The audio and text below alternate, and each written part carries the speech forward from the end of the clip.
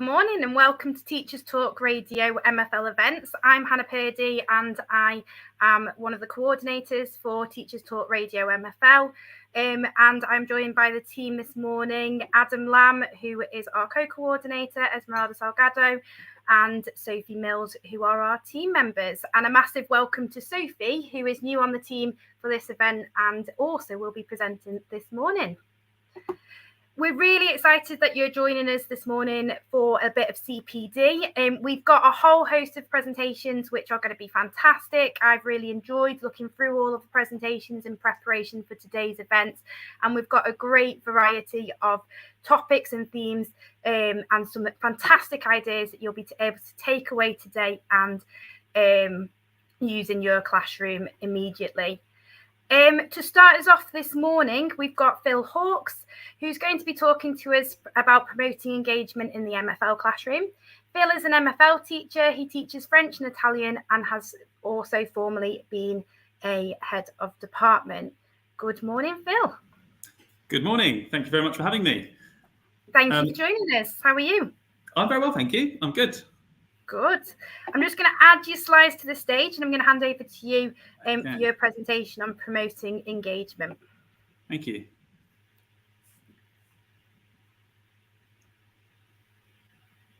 Okay, is that all right? Over to you, Phil. Thank you very much indeed. Good morning, everyone. I'm really pleased to be here this morning. I'm just going to start off today by just giving my own sort of personal perspective on MFL teaching, what I think a great MFL lesson might look like. A bit of a sort of health warning. I'm not saying that all of my lessons look like this. I know that teaching, having done it for 5 years or so, I know that teaching is full of unpredictables and we're dealing with teenagers and that, you know, it doesn't always go to plan. But I want to kind of show you, give you a flavour of what I think like the ideal lesson looks like in order to promote engagement in the MFL classroom. I'm not a huge believer myself on, you know, looking really deeply into teaching theory books and looking at teaching theory. And I don't think that's the best way of finding out how to teach. Having said that, I just want to share a couple of quotes from when I did my PGCE year in 2019, I think it was. And it's just a couple of quotes that have really stuck with me throughout my teaching career. The first one at the top left is from Doug Lamov. He's not talking about MFL teaching per se, but I think this really does apply to an MFL lesson. What he's saying essentially is that you don't want to switch from topic to topic within a lesson because that's confusing. You want to stick on the same topic and have the same goal by the end of the lesson, but you want to change up subtly how you're delivering that. So, for example, if I'm teaching how to talk about holidays in French, I want, by the end of the lesson, my students to be able to say that they want to go on holiday, who they want to go on holiday with and why, and to give a reason. That's my goal by the end of the lesson. I'm going to do different topics and different activities in pursuit of that. But I think if you've got a really clear idea at the end of the lesson about what you want your students to be able to do, produce, what you want them to write or say out loud, then it makes it a lot easier. So that's just something that's really stuck with me throughout my teaching career. And then the bottom one on the right is from Steve Smith. It's all about pace. I think personally, MFL is a really difficult subject to teach. Also, teaching is a challenging job, whatever the subject. But I think MFL is unique. It's quite challenging for a lot of students. I think there can sometimes be the apathy element. What's the point of learning languages? So I think it is a real challenge. So I think keeping the pace really high in lessons is a really good way of being able to engage students. It avoids boredom. It allows them to, it keeps them on their toes. So I hope what I'm going to show you in a second kind of reinforces the importance of that. So those are two things that have always stuck with me throughout my teaching career. Why have I got a picture of building blocks on the screen? It's just the classic scaffolding, the idea of scaffolding. You've got to be able to build up knowledge over time, over a lesson and over a sequence of lessons. You've got to do it gradually. I remember when I was starting out in teaching, I would do a listening task on one thing, and then I'd suddenly veer into the past tense, and then I'd veer into something else, and it'd be really confusing. So all the blocks would tumble down, okay, and the students wouldn't know what's going on. And then that's where you have behaviour problems. It's got to be, I think it's got to be a gradual process, and you've got to drill the same stuff over and over again. I think that's where Conti comes in, doesn't it, with the EPI theory. You drill the same language again and again, and then you build it up, and then you make it more complicated, and you add extensions. None of this is new. This isn't me coming up with something miraculous and different. But I think it's something that's really important for learning languages. So what I want to share with you for promoting engagement in the MFL lesson, I want to share with you just a few little things, and then I'm going to go through how I sequence my lessons in order to get the most out of the students. There's a few little ideas here. Maybe one or two of them might stick out. Again, this is nothing new. I'm not coming up with anything new, but I think these are the top things that help with MFL engagement in the classroom. Lots of speaking practice. I think mini whiteboards, I've put that in stars there. I think having mini whiteboards is crucial. I'm not a huge fan personally of having loads of writing in a book, in a lesson. I don't really see the value of getting students to write down all their answers for listening tasks, for example. I would rather have mini whiteboard practice so that they can correct themselves.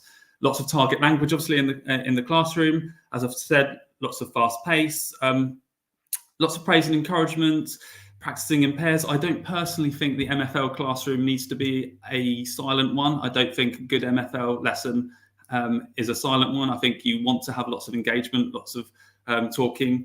How about trying, for example, having at the end of each activity, having students practice for 30 seconds in pairs to talking about whatever the question of the lesson is. I'll show you how I would do that in a second. And then games. I'm a big fan of games in the lesson. There's a few classic ones on there that have been around for years: delayed dictation, faulty pronunciation, missing words, telepathy, mind reader, etc. So I'm going to go through a couple of those with you, and a couple of other games that I like to use. I like to personally have a treasure box at the start of my classroom. I got this idea from a lady called Marie Massey, who was the head of MFL at the Danes Educational Trust. She had a treasure box at the front of her classroom, and that's something I do as well now. I think that's just a nice little way of motivating students. I wouldn't get it out every lesson, but if I get out the treasure box, the students know that the stakes are high, and that really helps with encouragement. Okay. My lesson sequence structure. This is how I do it, personally. As I said at the start, it doesn't always work like this. Thursday, last lesson with my year 9s, they might be too lively, and I might not be able to do it like this. I might have to go straight into a reading task instead in order to settle them down. But this is the ideal. This is what I'm aiming for. So my starter activity, I would refer back to a previous topic, whatever we did before. I would then introduce my core vocab. I'll show you how I'll do that in a second. And then I'll do lots of drilling with whiteboards to really practice the key vocab that I want the students to be able to learn at the end of the lesson. I'll do a bit more drilling in books. I'll show you how I'll do that in a second. And then, as I said at the start, I think a great MFL lesson has a production task at the end. So a small writing task or a small speaking task supported by a sentence builder, just so you can show at the end of the lesson that the students are able to produce something that they couldn't at the start, because I think that's how you engage MFL pupils. If you're able to show them, wow, you can say this in French now, you can say this in Italian now, you can say this in Spanish now. That's something tangible that they've got, and it really motivates them. I'm going to show you a quick example how I've used this sequence structure in real life. So this is lesson 1 of the sequence. I try and break my sequence structures into three lessons at a time. Lesson 1. This is holidays. This is year 8s. I'm referring back to using the present tense that we did in the previous topic. So this is the starter activity, just to get them settled. This is probably a little bit more complicated than I would normally do, but I think the lesson before this we did a little bit of past tense as well. So quick starter activity. Okay, as I said at the start, have a goal at the end of the lesson, something that you want them to be able to achieve. I don't get them to copy down the objective or anything like that, but I just quickly, almost to remind myself, this is what I want them to be able to do at the end of the lesson. Have a conversation about where you want to go. So that's the aim of the lesson. So we know what we're aiming for. Okay, so I'm introducing my key vocab now. So we'll do a bit of repetition, maybe a bit of beat the teacher. So If I'm pointing at le centre-ville, they would repeat it after me. If I'm pointing at les magasins, repeat it after me. If I'm pointing at les magasins, but I'm saying le cinéma, they have to stay silent. So classic beat the teacher game. Again, that's been around for years. That's nothing new, but that's, I think, a good way of introducing new vocab. And then you can maybe make a little competition, have 2 students come up to the board and get them to point at the correct one. Which one is ice skating rink? First person to point it gets a point on the board. I like to personally, I don't know if this is for everyone. I like to do points on the board throughout the whole lesson. So make the whole lesson a bit of a competition. So if someone wins this particular task, so I have 2 students come to the front and someone comes first and pointing at the right one, they get a point. In a later activity, if someone comes first in delayed dictation, they get a point. And then I like to have, by the end of the lesson, okay, 3 students who've got the most points on the board, come and get a sticker. It won't just be for winning a game, it will be for good engagement, etc. So points on the board, that's a little tip. Then here comes the sentence builder. I would like to print this off and have them glue it in their books, but then I'd put it on the board. And this is where we do our whiteboard practice. So this is going to be with us all lesson, basically, our sentence builder. So we would do our classic games now, our delayed dictation, or maybe our faulty pronunciation. So write down on your whiteboard the word that I pronounce wrong. Je veux aller au cinéma. Oh, I've said that word wrong. So you've got to write it down on your whiteboard. First person to write down cinéma with the accent gets the point. Okay, so quick pace. Move it quickly. As I said at the start, this doesn't always work. Behavior might not be up to scratch. You might not be able to go straight into whiteboard games at the start of the lesson. I know definitely sometimes in my teaching, it's not feasible to go straight into whiteboards, but this is the ideal, I think. So delayed dictation, delayed copying, faulty pronunciation, maybe missing words. That's a classic game. So which word do I miss out? Write it down. Je veux aller au cinéma. Mes amis. I've missed out avec. Write it down. Okay. So after a little bit of that, I would then want to have a bit of speaking practice throughout the classroom. So they've got the question in front of them. They've got the sentence builder, in front of them. So how about after each task, having them talk in pairs and just practice speaking out loud? Tu veux aller au cinéma? You would say in pairs, one of the students, and the other would reply, oui, je veux aller au cinéma, and then carry it on using their sentence builder. So it's very reliant on the sentence builder, this part of the lesson. They're just practicing speaking out loud. Little tip at the bottom, why not have a detective going around the classroom to check everyone is speaking in the target language? Sometimes I like to, those weird glasses, I can't remember if there's a name for them, but like multicolored glasses. I'd get them to put on those, and then I'd have that student walking around the classroom, pretending to be a detective to check everyone is speaking in the target language. So just do that for 30, 45 seconds, just to get them speaking out loud. Right, I'm going to share now a couple of other games that I would do for this drilling part of the lesson. This is delayed dictation with a duck. Delayed dictation's been around for years, but I think I've introduced this one as a new activity. So it's the same, but you have a duck involved. So I say something in the target language, and they've got to write it on their whiteboard in the target language, but they can only write it down when the duck reaches the pond. So it's delayed dictation, but using a duck. So for example, I would say, je veux aller au cinéma avec mes amis. Okay, you've got to remember that. And you can only write it on your whiteboard when the duck reaches the pond. And it's going to take a while. So during this time, it's silent in the classroom. And the students are trying to remember that phrase.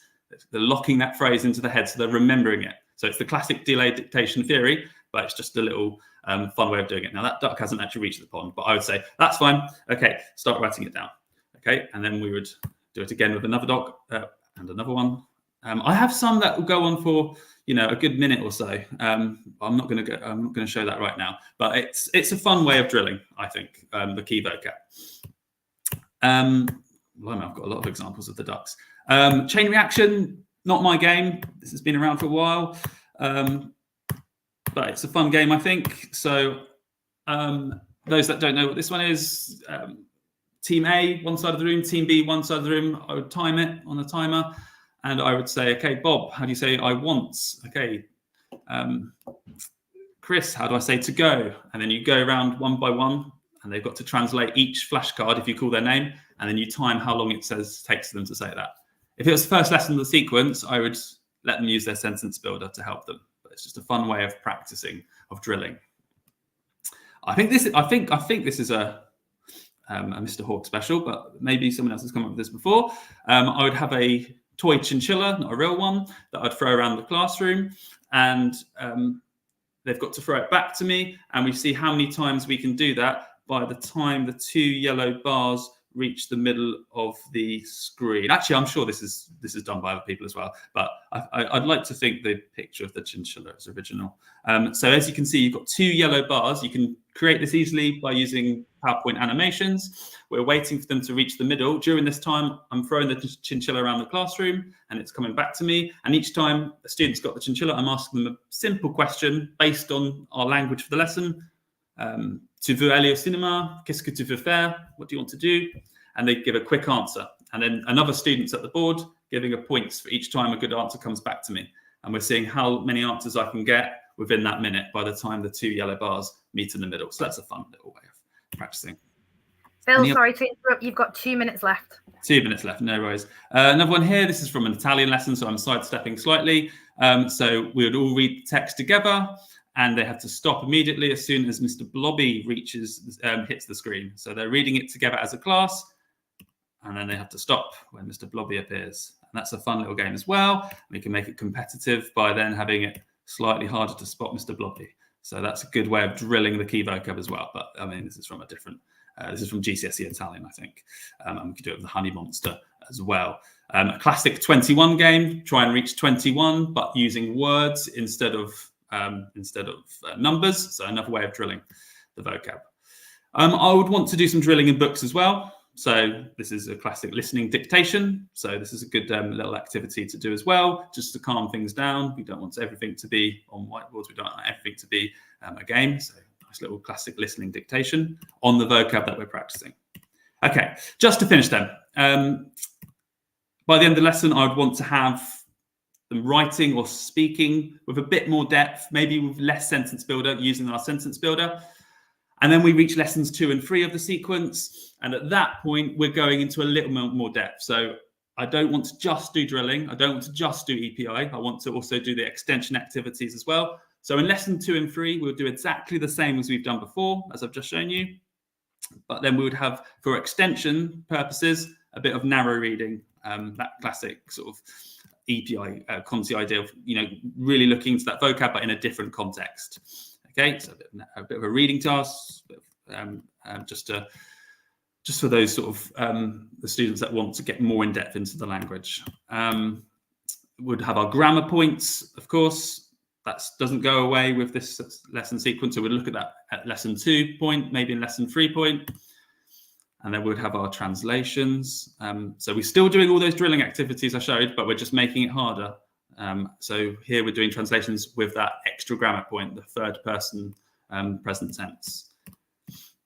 And then at the end of the lesson sequence, hopefully we'll be able to do a longer writing task. I would tell them to cover up their sentence builder in the book, put a pencil case over their sentence builder so they can't see it, and see what they can remember. Okay, this would not be on the screen.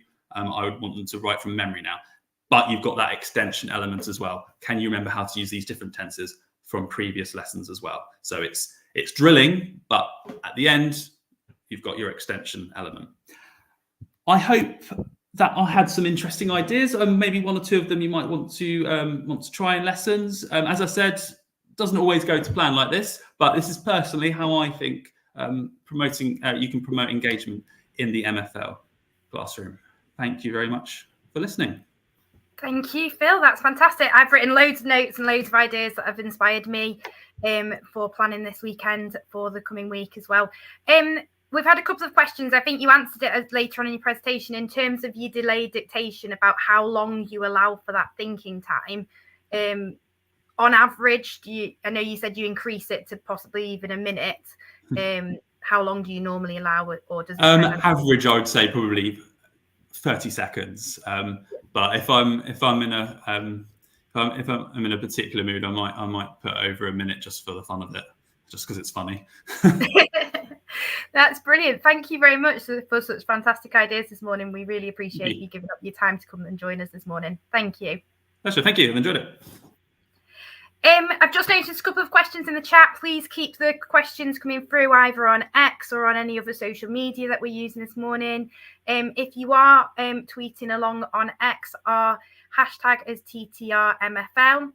A couple of questions coming through on the comments at the moment on the live stream about recordings and resources.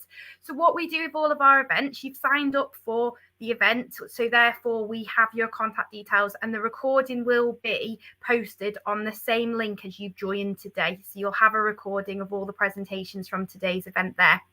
What I'll also do following the event today, I'll be emailing all of our presenters to ask them if they are happy for me to share their slides as a PDF on test resources, and we will post those. And if we receive consent from presenters may also choose to share their slides if they so wish on their own socials as well, but we'll put those all on test for the ones that are happy to share slides. So hopefully that answers a couple of questions. Loads of comments there coming through, Phil, to say thank you for some fantastic ideas and some really good ideas there, so thank you very much. I'm going to hand over to Esmeralda now, who's going to introduce our next presenter.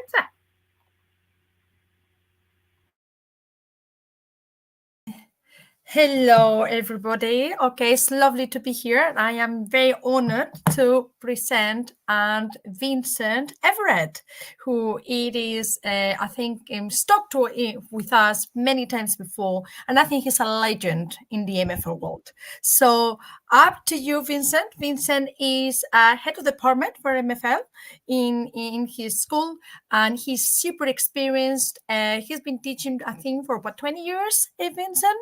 And nearly there, you've been teaching, always been there in the run front for MFL, and I can't wait to hear everything about his presentation. Off to you, Vincent. Right. I don't know if my screen's been shared quite yet. I can say I've been teaching probably more like 30 years in this country. There we go. Right, let's get started. Okay, well, I'm going to talk about, thanks Esmeralda for introducing me. It's amazing to be introduced by an actual legend as well, so that's brilliant. Developing extended spontaneous answers. I'm going to talk about speaking and writing and speaking. It's all part of the same thing. So if you ask a pupil to write some French, they might do that. They might write J'habite dans le Norfolk, and then they think, right, yeah, very good. I like that. Well done, me. And then, what else can I put? Il y a un magasin, which is fine. French is fine. It's true. Not sure it's continued from the first one. I'm sure there's more than one shop in Norfolk, but with this asking them to write in a foreign language. So, yeah. What else did I put? J'aime mon chien. Good. Well done, me. And he asked them to write a little bit more. They always put Je m'appelle Zach. That's not really what I'm after with spontaneous developed answers. So there's no coherence. He's got no vision. He's got no plan. He hasn't got any way of linking one idea to the next and developing it that way. What we really want is something more like this. So this person saying they like to go shopping with their friends. They can go to Norwich. They like to go to Ed's Diner. Their mum doesn't, something or other, mum thinks it's too expensive when they go shopping. Then the little adventure they went on, and they had to go with their parents because their dad had the money. They did all their shopping, and then they went to Ed's Diner and it was permanently closed, which is a true story, he told me. And he just wrote this on a blank piece of paper. We did it as a speaking as well. That's where we want to be. I don't know if you know the delightful children's story, If You Give a Mouse a Cookie. I'll stop it doing that. If you give a mouse a cookie, he's probably going to ask for a glass of milk. If you give a mouse a glass of milk, he's probably going to want to check in the mirror to see if he's got a milk moustache. If you let a mouse look in the mirror, so we want something that rolls and you turn the page, and if this happens, then that happens. If this happens, then that happens. And it goes on and on and on and on. A bit like this. There we go. Stop that. So if you start with an opinion, j'aime aller au parc, you're probably going to justify it. In fact, there isn't a pupil that I teach who won't, their next word won't be parce que. J'aime aller au parc parce que. And my students won't say because it is interesting. They'll go because I can. J'aime aller au parc parce que je peux jouer au tennis avec mes amis.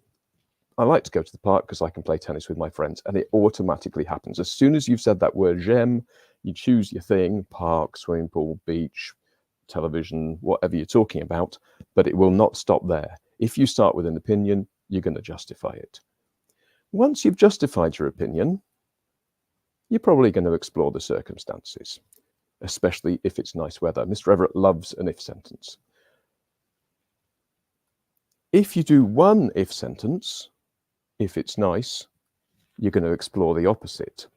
But if it rains, so at this point, every single student I teach would know their next word would be but if. I like to go to the park because, of course, I can play tennis with my friends, especially if it's nice. But if it rains, I have to stay at home. Oh, we missed one. If you mention someone else, avec mes amis, that's when you use those conjugated verbs. We teach the present tense, but do pupils have a trigger for using it? Do they know when to deploy it? Make it a rule. If you say my brother, he does something, or we, if you do it together. If you say my sister, she does this, I do that, or we. Okay. I like to go to the park because I can play tennis with my friends. We play every Saturday. Make it a rule. That's what happens. If you've been giving your opinion, I like to play tennis because I go to the park and play with my friends. We play every Saturday, especially if it's nice, but if it rains, I have to stay at home. Maybe give someone else's opinion. On the other hand, my sister prefers to go into town. Now what you've done is you've set up a difference of opinion. So if you've set up a difference of opinion, you're going to have some kind of conflict. You can have a little vignette, what's the word, a little narrative.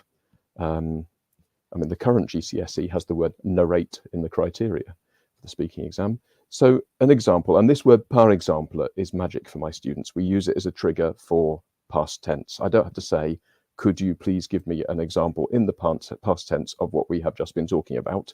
I just literally in the exam will say par exemple, and they will go par exemple, le weekend, j'allais faire mes devoirs. At the weekend, I was going to do my homework. And if you've said what you were going to do, you probably say why you changed your mind. If, I was going to, next word, but. Mais il faisait beau, but it was nice. Next word, I was going to do my homework, but it was nice. So, every kid in the class will go, so, my sister said, I'm going to town. If you use direct speech, you'll probably have a reply. I said, well, yeah, I've got to do my homework. My sister said, you can do that tomorrow. See where it's going already? And all that was unlocked from saying j'aime. If you've said I like, you're going to say because. Then you'll do an if. If you've done an if, you'll do the other if. If you say who with, you'll do your conjugated verb. If you've done your opinion, you'll do someone else's opinion. Then you'll have an example. You'll start with what was going to happen. Then you'll give a reason for your decision and what happened. If you've said I was going to, which we did earlier, it's going to be followed by I decided to. I decided to go into town with my sister. Now, in that, where it says j'allais, I was going to, they might learn that as a little trick, as a cheat to do the past tenses, as a little tactic. But also in there is the ending for was-ing. So I was swimming, I was talking, I was playing. They can very quickly pick that up from having just learned j'allais. And if you look at I decided to, j'ai décidé, it's the form of the past tense. Once they've learned j'ai décidé as their trick, as their cheat for doing the past tense, they can then use it for j'ai joué, j'ai mangé, j'ai nagé. It's right there. If you went along with what your sister wanted to do, you're probably going to have a disagreement. I wanted to buy some shoes, but unfortunately, my sister just wanted to see her friends. If you don't think your pupils will cope with I wanted, you could just stick to this. I said I want to buy some shoes. My sister said, no, no, no, I want to see my friends. If you have a disagreement, you'll probably have a disappointment. I would have liked to go to the shops. Me hubiera gustado ir a las tiendas. And we're not throwing these fancy phrases in just to be fancy. It is the logical culmination of this whole conflict of opinions. If you have a disappointment, maybe there's hope for next time. Demain, je voudrais retourner en ville. But tomorrow, I can go back into town. I'd like to go back into town, but I have to do my homework. which links right back to what we have said before. So if we're looking for coherence, we've got it. It's unrolled. What we haven't got is a whole list of shopping, go on the bus, go swimming, play tennis. We've stuck to one idea and we've developed it. There it is. There's the whole thing. And that all unrolled from J'aime.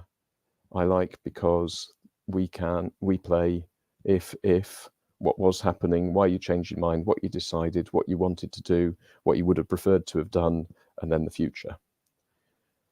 And that's how you get this sort of thing. I love to go to Norwich on the bus with my friends at the weekend because we can eat at McDonald's. If I go with my family, my mum doesn't like to eat fast food, so we have to buy a sandwich in Marks and Spencer's. So it's not always that formulaic. Pupils will always want to use it to express their own stories. I was going to order a salad, but when I saw the hamburgers on the screen, I decided to ask for 2. I ate too much. I would have preferred to have a healthy sandwich.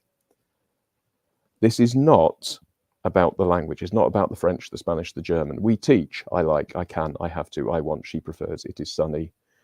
I was going to, if you don't, you can. Kids love iba in Spanish. It was sunny, I said, she said, I decided, wanted, went, decided. We teach these things. It's about getting good at deploying the language. Very quickly, this you can see is my classroom. On the desk here in the foreground, you can see this pupil has got written on there, because I can, because I can't, because I have to, because I don't have to. And every pupil around the class will have this, and we'll go around the classroom. So the first pupil, you can't see off to the left of the screen there, would have I like, I don't like. So on the whiteboard at the front of the classroom, go to the aquarium. So the first one, I like to go to the aquarium. Second pupil, reading what they've got on their desk, while repeating, I like to go to the aquarium because I can see the fish. Move on to the pupil behind. I like to go to the aquarium because I can see the fish, especially if it's rainy. Next pupil, I like to go to the aquarium, and they go through the whole story. Then you just change the infinitives on the board.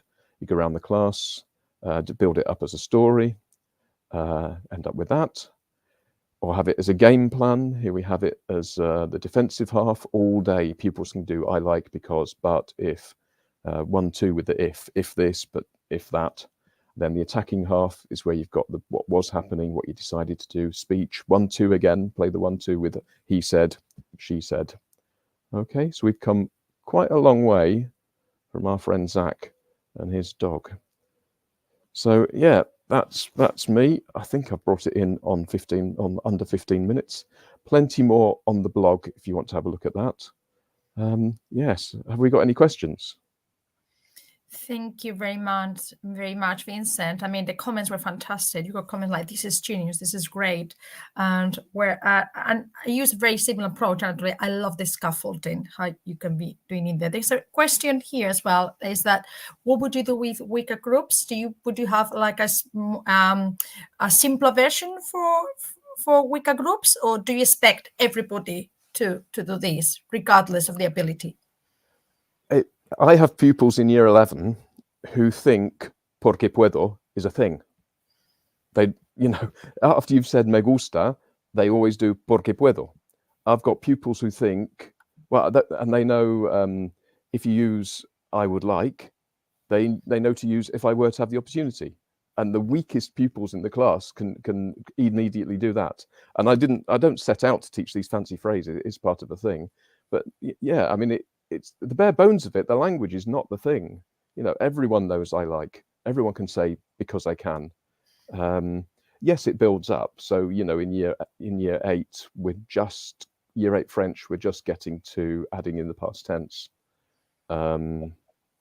Yeah, but the thing, it's not about the language. It's really not. It's about, because we always teach I like and I don't like and I can and I can't. What we need to teach is how it, that they learn, and they don't need to know that they're using the perfect tense or anything like that. They just use it and they communicate. And it can be taught all the way from year 7, because they can learn, my friend says that, I am told, but my friend says that I'm short.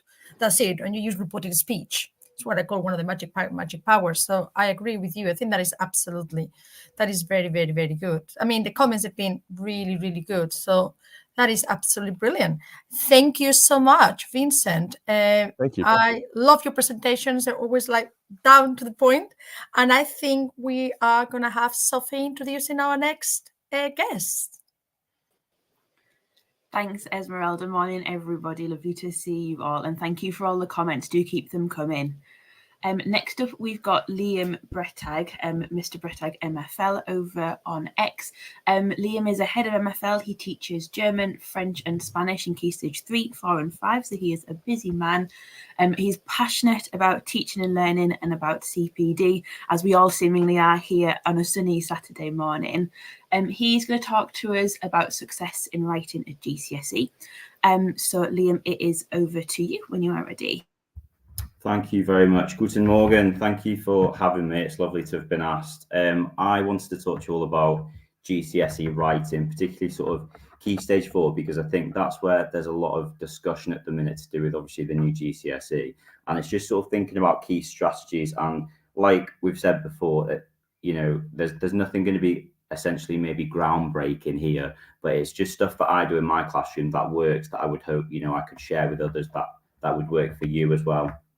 So I think the first thing obviously to talk about is obviously thinking about when you get a new cohort, when you get your new year 10 or year 9, if you do a 3-year GCSE, when you get that new class, how are you going to start successfully with them? Because you want to start as you mean to go on, and you want a lot of the time to really engage those students who aren't perhaps the most enthusiastic about language learning. And there's always going to be those in there who you've got because they absolutely love German, Spanish, French, or you've got the ones also who they've been perhaps chosen that as one of their last options, or maybe one of their parents have sort of cajoled them into doing it because, you know, they're trying to share how useful it is.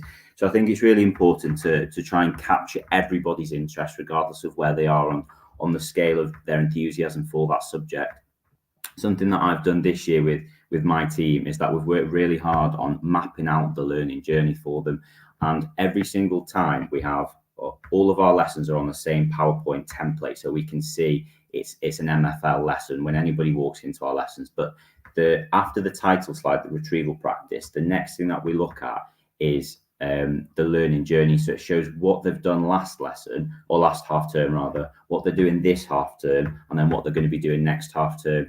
And that really sort of allows the students who are less engaged to say at the start of GCSE, well, okay, we're doing, you know, school at the minute. You might not be interested in school, but you'll be interested in music, won't you? In different types of music that you can be talking about. Or we're doing a little bit on festivals later on in the year. You'll be enthusiastic about doing that. So it's about giving them the options and showing them that it's not all immediately like, just because you don't start on a topic that you're interested in, it's not necessarily going to be like that all the way through.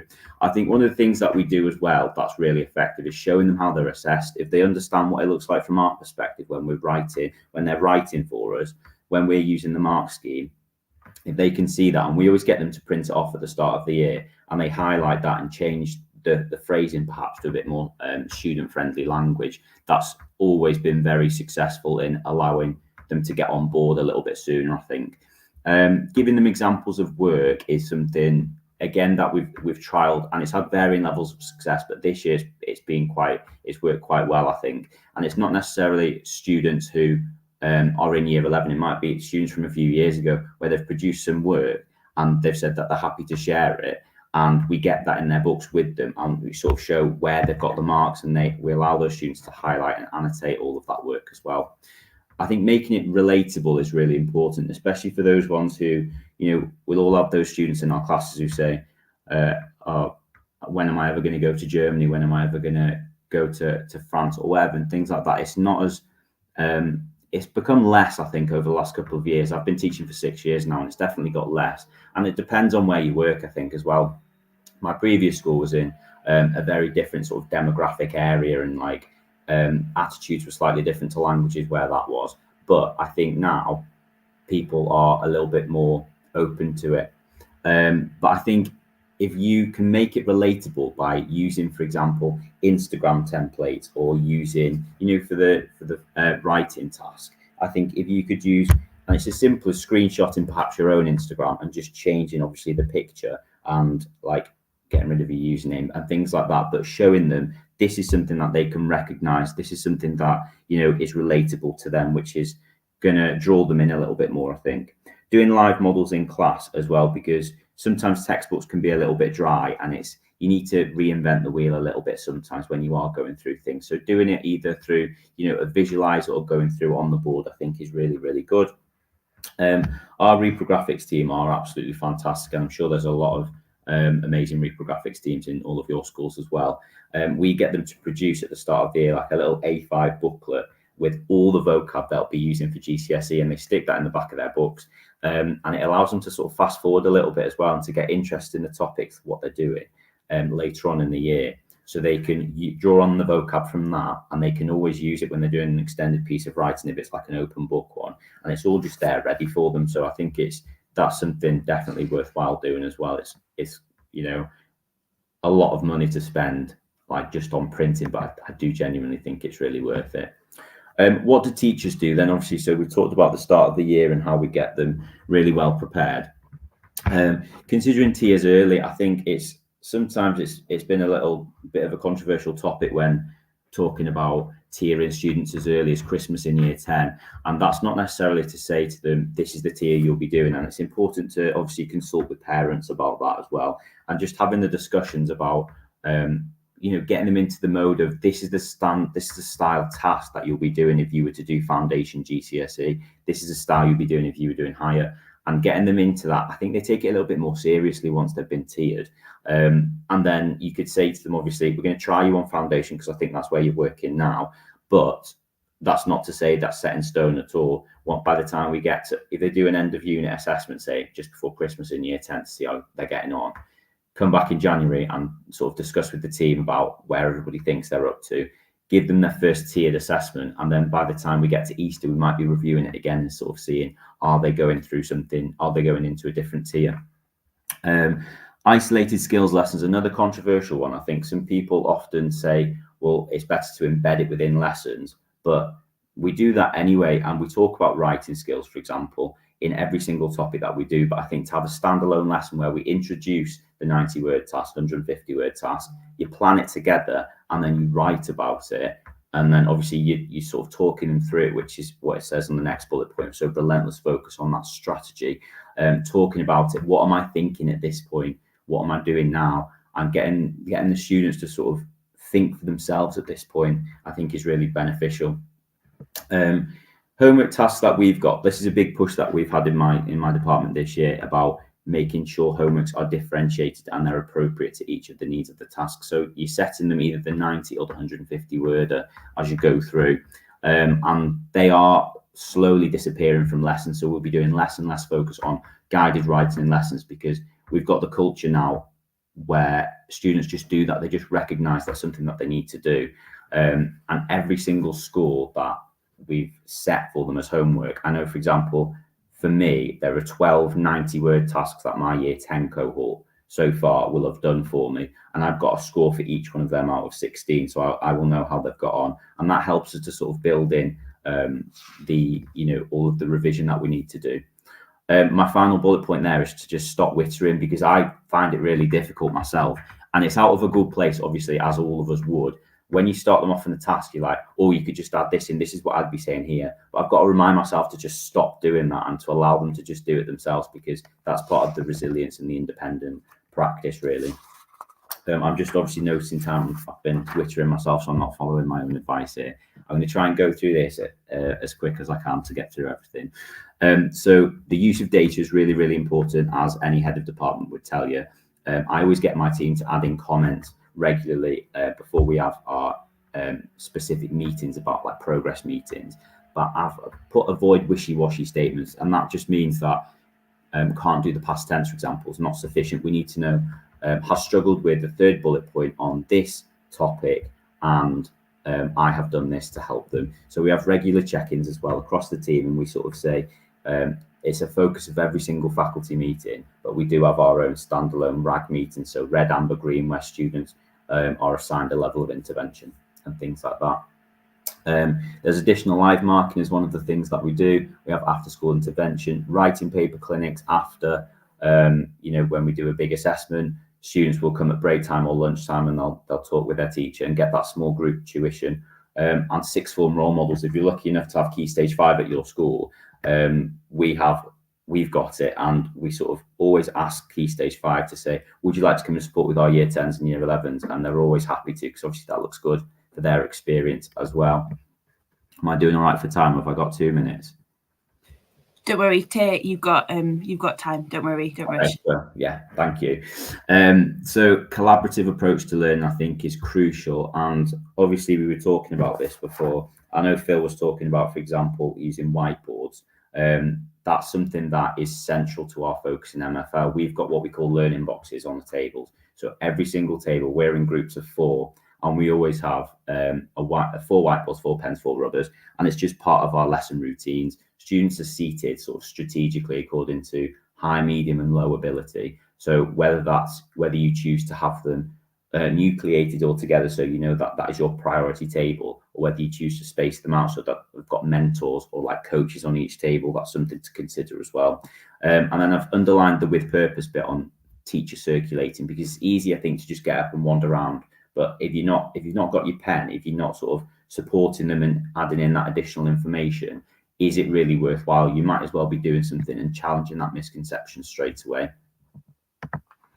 To what extent is live modeling successful? Generally, we think it is very successful, but it's about really tightening the screw and making sure that you're doing absolutely everything that you can to make it successful in terms of student engagement, student challenge, and all of that. So there's a few different ways of doing it. Obviously, visualizers are absolutely amazing, and I really enjoy using mine. You've also got the old but gold methods, where you've got things like you are writing it on the board rather than using the visualizer, and they are copying it straight down into their books, which I think there's merit for both of them, to be honest.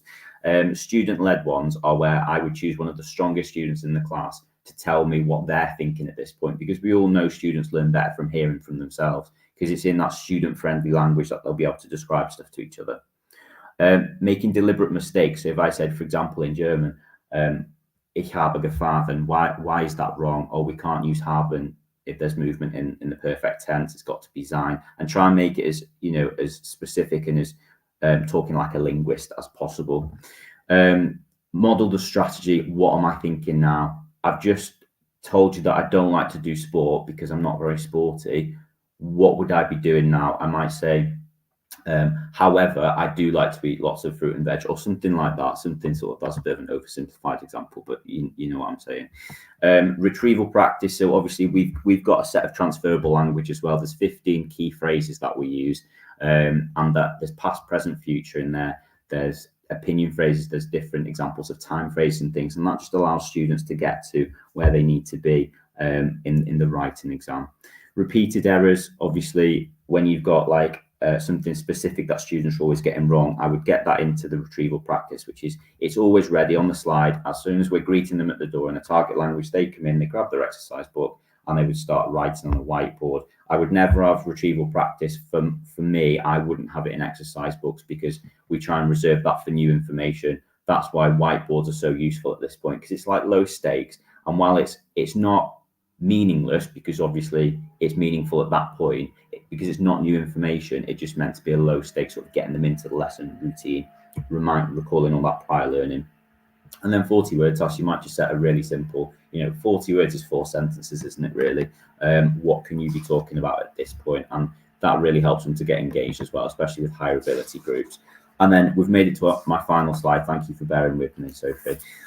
So this is something that I would always talk about, and we always talk about it straight from the off at the start of year 10 when we're doing an extended piece of writing. What do we have to include? And there's lots of different acronyms, but this is ours, action. So obviously you can see what it stands for there, and I would always get them to write in the margin as well as annotating the bullet points, past, present, future, conditional, or whatever, and then write action and tick them off every single time they've used an adjective. Tick it, and they can see that they're trying to get the marks for obviously both content and quality of language in there. Thank you very much for listening to me, and obviously if there's any questions at all, please let me know. Thank you, Liam. That was brilliant. There were some great ideas there, and I think you're absolutely right in so many of the things that you said. And we have had one question actually, and I was thinking the same, from Elaine, who asked, do you have any issues with students using online translations and like ChatGPT, for example, when you set writing tasks, I know my students, I have lots of words with them. I said, if it's obviously Google Translate, I'm not marking it. What do you do with that? Absolutely. So I think it's really important, first of all, to set out the reason why we wouldn't use Google Translate, but not to sort of, like villainize Google Translate. I would always say to them, online translators are absolutely amazing. They're really, really useful, but they don't work by writing full sentences in the English side and copying and pasting directly. Because I once had a student who, I said to him, this is Google Translate, isn't it? And he said no, and he swore blind it wasn't. He promised me it wasn't. And it was actually all written in Dutch. He thought Dutch was the same as Deutsch. So I said that's not quite what I've been teaching you for the last year. But anyway, so I would always say to them, if it's Google Translate, ultimately, I'm not going to mark it because I think it's not your work. It's not worthwhile. I want you to genuinely have a go. And if it means you're getting 3 or 4 out of 16, but it's your own work, then I would much rather that because I can help you with that. So it's as much as setting them up, saying, don't use Google Translate. It's good for odd words, but don't use it for full sentences. And it also doesn't tell you the grammar, the conjugations, and the correct context of like adjectives and nouns and things. And then just sort of facilitating that. Well, you need to try your best, even if it's lower marks than what you want at this point. Try your best, and we will work together to get it. Hope that makes sense. Yeah, that's a brilliant. Thank you very much. It's definitely about setting up their mindset as well, isn't it? And being honest with them. We all use Google Translate from time to time for the odd word, but absolutely not worth it for full sentences. Brilliant. Right, I'm going to pass back to Esmeralda now. Thank you again so much, Liam.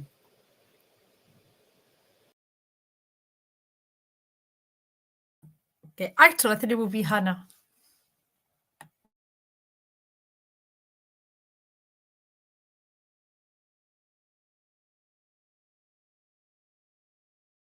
That's not working. Perfect. Thank you very much. Thank you to everyone who's joined us this morning, and thank you for your participation in the chat. It's great to see everyone having a conversation about how they're using these ideas in their own teaching.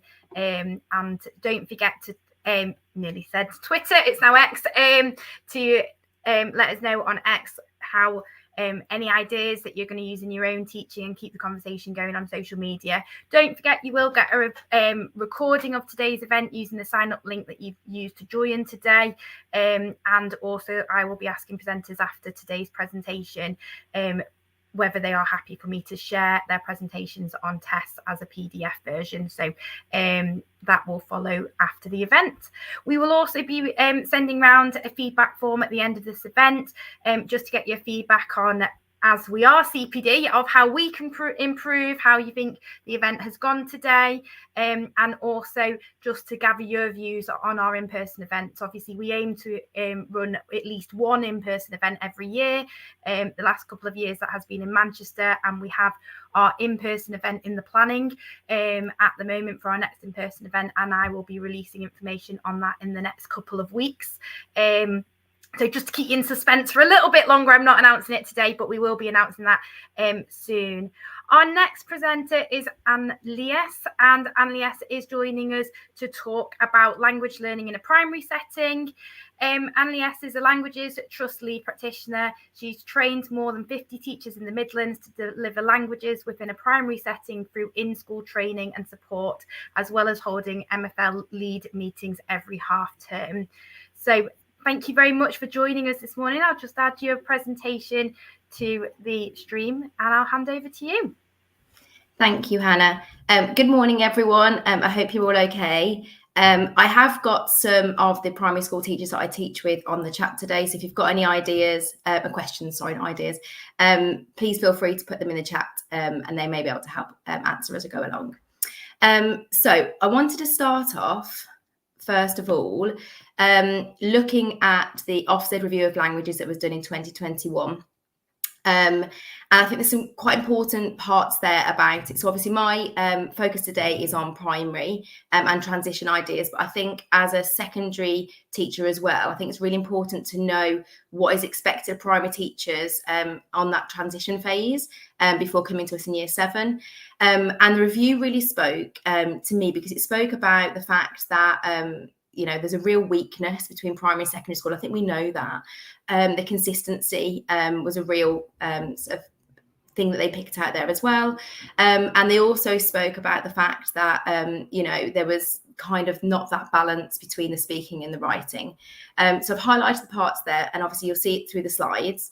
And the other thing to note is the programme of study as well. So the programme of study, for those of you, the parts were highlighted. This has come up as all highlighted, so I'm not sure what happened there. So I'll pick out the parts that were supposed to be highlighted. I'll make sure it's correct in the PDFs. Is that real emphasis of that depth of knowledge and not that breadth? And I think what tends to happen is a lot of people look at primary and think that they need to do a lot of content, and that when they come to year 7 that there's an expectation they have a lot of knowledge in a lot of different topics. However, so what rings true to me in the programme of study is the fact that it's kind of that basic level, and I'll talk about what secondary school teachers have asked for later on, but it's really about that idea of presenting ideas that you see in number 6. It's about, in number 4, speaking in sentences, using familiar vocabulary and that basic language structures. And if you look at number 2, it's about exploring the patterns and the sounds of languages through songs and rhymes. So it's that real and I'll go through this in a second as well. It's that love of language that we need to capture in Key Stage 2. And it's not about having to kind of do lots all the time and make it really busy, but about getting that love of languages from the offset, really. So in the white paper, something that I found was particularly that rang really kind of true to me, that's I don't feel it's happening now in the kind of scheme of what we're looking at, is it was recommended that an hour of languages a week and having an immersive curriculum. They were the 2 main things that came out from it. And again, it speaks about motivation, and it speaks about students being able to see the value in what they're doing and what they're saying, and that they can use that language, and it's useful language, and it's not teaching them things that they don't see as being a useful part of their journey. And if we look into the second paragraph, it talks about the input. It plays a particularly important role in the middle stages of childhood. So, you know, from ages 6 to 7 to 11 to 12. So in the age of students learning a language, it is kind of their prime time to learn a language, and it's about making sure that we create that real rich and plentiful input, and not create that, you know, not take away that playfulness, and maintain that in a primary setting. And then Diane Pye kind of goes on in her review. So if you've not kind of been familiar with these before, Diane Pye does a lot of HMI primary subject reviews. So she kind of tells you what HMI inspectors have been trained within and what they're looking for when they come in. And I find that really useful to know kind of what they know before they come in. Not that we're obviously always working for a review, but obviously it's really important to know that, I think. And again, the bits that I was going to talk about aren't highlighted. So the main things I wanted to pick out were, again, it wasn't just a topic-based use of words, but there should be a strategic choice when you're using those words. So when, you know, those questions come in and why is that vocabulary been chosen, it's that the pedagogy to say, well, obviously this is useful, the students can use it, it's vocabulary they want to use, and she talks about grammar and the fact that there should be a clear sequence of simple grammar. It should be reviewed over time, it should be reviewed in different contexts, it should be easy to manipulate, and that students, you know, with the phonological sort of background of the language that they're learning, it should be systematically planned but continually reintroduced. And I think that's really important, the fact that phonics don't just sit as an element that begins, you know, in year 3, but it's continually reviewed all the way up until year 6, so that when they go into year 7, that transition, they've got a real strong phonological knowledge of that language. They've got an understanding of the grammar. And I think for me, particularly teaching in both primary and secondary, I think with the changes now with grammar in English, I think it's a real caveat that we can use to start teaching a language. So we can really start to say, you know about the present perfect tense, you know about it in English, this is how it would look. You know, I wouldn't explicitly teach the present perfect, for example. However, making those links, particularly when, you know, when they're getting up to their SATs, it's that real, that they've kind of got that knowledge all the time. I think it's really important to make those links for them so they can see that actually these links do transfer within other languages. So if you're not aware of this, The kind of 3 pillars of language learning are phonics, vocabulary, and grammar. So I've kind of touched on that already. But what I'm going to go through today is I'm going to look at those through the eyes of, through the lens of the intent, implementation, and impact process. So I think it's really important you're starting to look at an intent, whether it's Key Stage 3, Key Stage 4, whatever Key Stage it is really, Key Stage 2 as well, I forgot that one, is to look at the intent. So what is the intention for the young learner? And I think it's, for me, about that character. What character are you going to build within a young person within that language? I've picked out things like being able to manipulate and differentiate linguistic patterns. Now, you can see that's come through in the programme of study, but I think that's really important no matter what key stage we're talking about. Obviously, the complexity will change, but I think that's a really important concept. Number 9, a learner who sees the value of being multilingual in our society. I think that's vital for any young learner that we're kind of working with, to see those things. So I think it's really important, to start with the intention, first of all. What do we want from our young learners before we start to go through the implementation? And then the implementation that I'm going to go through today, the one that I work with my primary school teachers, is we look at chunked vocabulary, and I know that's been spoken about already this morning, the EPI method, the flipped learning, because I think there's so much value to add in flipped learning, particularly as most primary teachers are not specialists themselves. I think it's really a vital part of learning languages at primary. Phonics, and then that balance between implicit and explicit teaching. So in terms of implicit and explicit teaching, this is kind of the balance that I think sits really well. I think it's that implicit learning all the time. And, primary time is really precious. So sometimes you only have a half an hour block or once a week. So how do you ensure that students are continually learning, and that, so it's half an hour. My quick math is saying that's 20 hours a year. That's 80 hours they're going to get from year 3 to year 6. And that's without any disruptions. In 80 hours, what can really be achieved if that implicit learning isn't there all the time? And then that explicit teaching at the top is that little bit that as a teacher you're there to guide, particularly as, again, most primary teachers are not specialists, so they don't have that confidence necessarily to always deliver content. So I'm going to show you how I think that works really well. So the explanations that I'm going to give today and the examples I'm going to give today are in Spanish, just to make everybody aware. So these are the phonics, and these are taken from Sue Cave, who I'm a massive fan of. Sue Cave did some work before on physical phonics, and these are an adaptation of her ideas. So it's a phonics system, but it has an action with it. So just to embarrass myself on a Saturday morning, I'll go through a few. So you've got an A, you've got an E. Number 3, you've got number 13, you've got one that the boys always tend to love, number 15, you've got a Y, number 20, obviously a bit more of a Spanish accent when I do it, but you can kind of get the idea. And the students are they love these. And as I say, they're continually repeated from year 3 to year 6. So it isn't just a staple. And what works really well is in assemblies. So some of the schools that I work with that do these best have regular assemblies where they will practice these. So I have a school where the head teacher is really into Spanish, and he will start off an assembly, doing some actions, and the whole of year 3 to year 6 in the Key Stage 2 assembly will repeat it.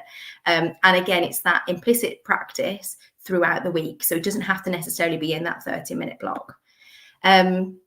Some sentence builders. So this is the EPI method, for those of you who know it through Conti, that, you've got the sentence builder, but then I always add that caveat of the actual picture of the phonic.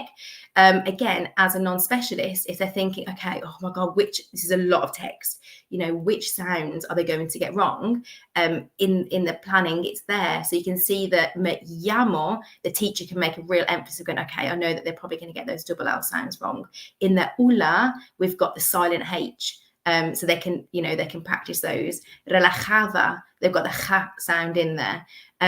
So it's just supporting that. Now, again, some of the best practice that I've seen is this being done in a register. Really simple way to do it. When the students come in the morning or in the afternoon, they do a register, and they're just reading out. So they'll read the name of the register and they'll say, for example, hola, me llamo Bob. Estoy muy bien porque estoy contento and then they'll carry that on. Now, when that's done regularly as a systematic process, it's very quick. It doesn't take much longer. But again, if you can do that 2 or 3 times a week, that, you know, when you speak to that student and say, oh, you know, in year 4, you say, how are you? They can reiterate a sentence in full because they continually practice that. And this is where it starts from. So that longer one there has been built up over time. So it's not, you know, they don't just do that straight away, but they've started off to begin with just saying, good morning, my name is, and I am good. Then they've then moved on to, I am good because I'm happy. They've then gone to, my name is Katerina and I am 2 years old. So you can see here, there's not just a standard pro forma, it changes all the time. So if anybody said, how old are you? They'd be able to answer that straight away. And that's kind of the thing that I really emphasize, that, you know, that's the question at the top. The question is, how old are you? And if the students say, oh, I don't know how to remember, I'll say, you do remember that sentence builder we've had before. And, you know, because a lot of the times they have those nerves. I remember once there was a deep dive and one of the inspectors came in and they'd asked them, what is your name? And they didn't know how to say that. And I said, well, we've shown you, how are you called? Because obviously we'd broken it down literally so they understood it. And they were like, oh, and they could do it straight away. And I think it's that. And I think it's particularly when you have those situations where you think, oh my God, you know, language is being deep dived. What do I do? This is a real support. And you can, you know, explain that and give them that scaffolding and that support. And again, some of the schools I work with have these printed out, you know, in like in a folder where they've got sort of a binder, so the students aren't sure, they can go up to that folder, they can find the sentence builder, and then it just reminds the students, and then they can put it away, you know. So it's that scaffolding in the moment, because, you know, when an inspection comes, it doesn't mean you've got a language lesson that day. You might not have a language lesson until the Friday and they come in on a Monday. Well, the students won't necessarily you know how to take that information because it's a Friday information. So that's how that builds up over time. And you can see, so this is to give you an idea, is a year 3 sentence builder from the first topic that they learn. And I'll go through that shortly. So for a year 3 to be able to recite this, I think is particularly impressive. But as I say, it's built up over time with a lot of implicit practice.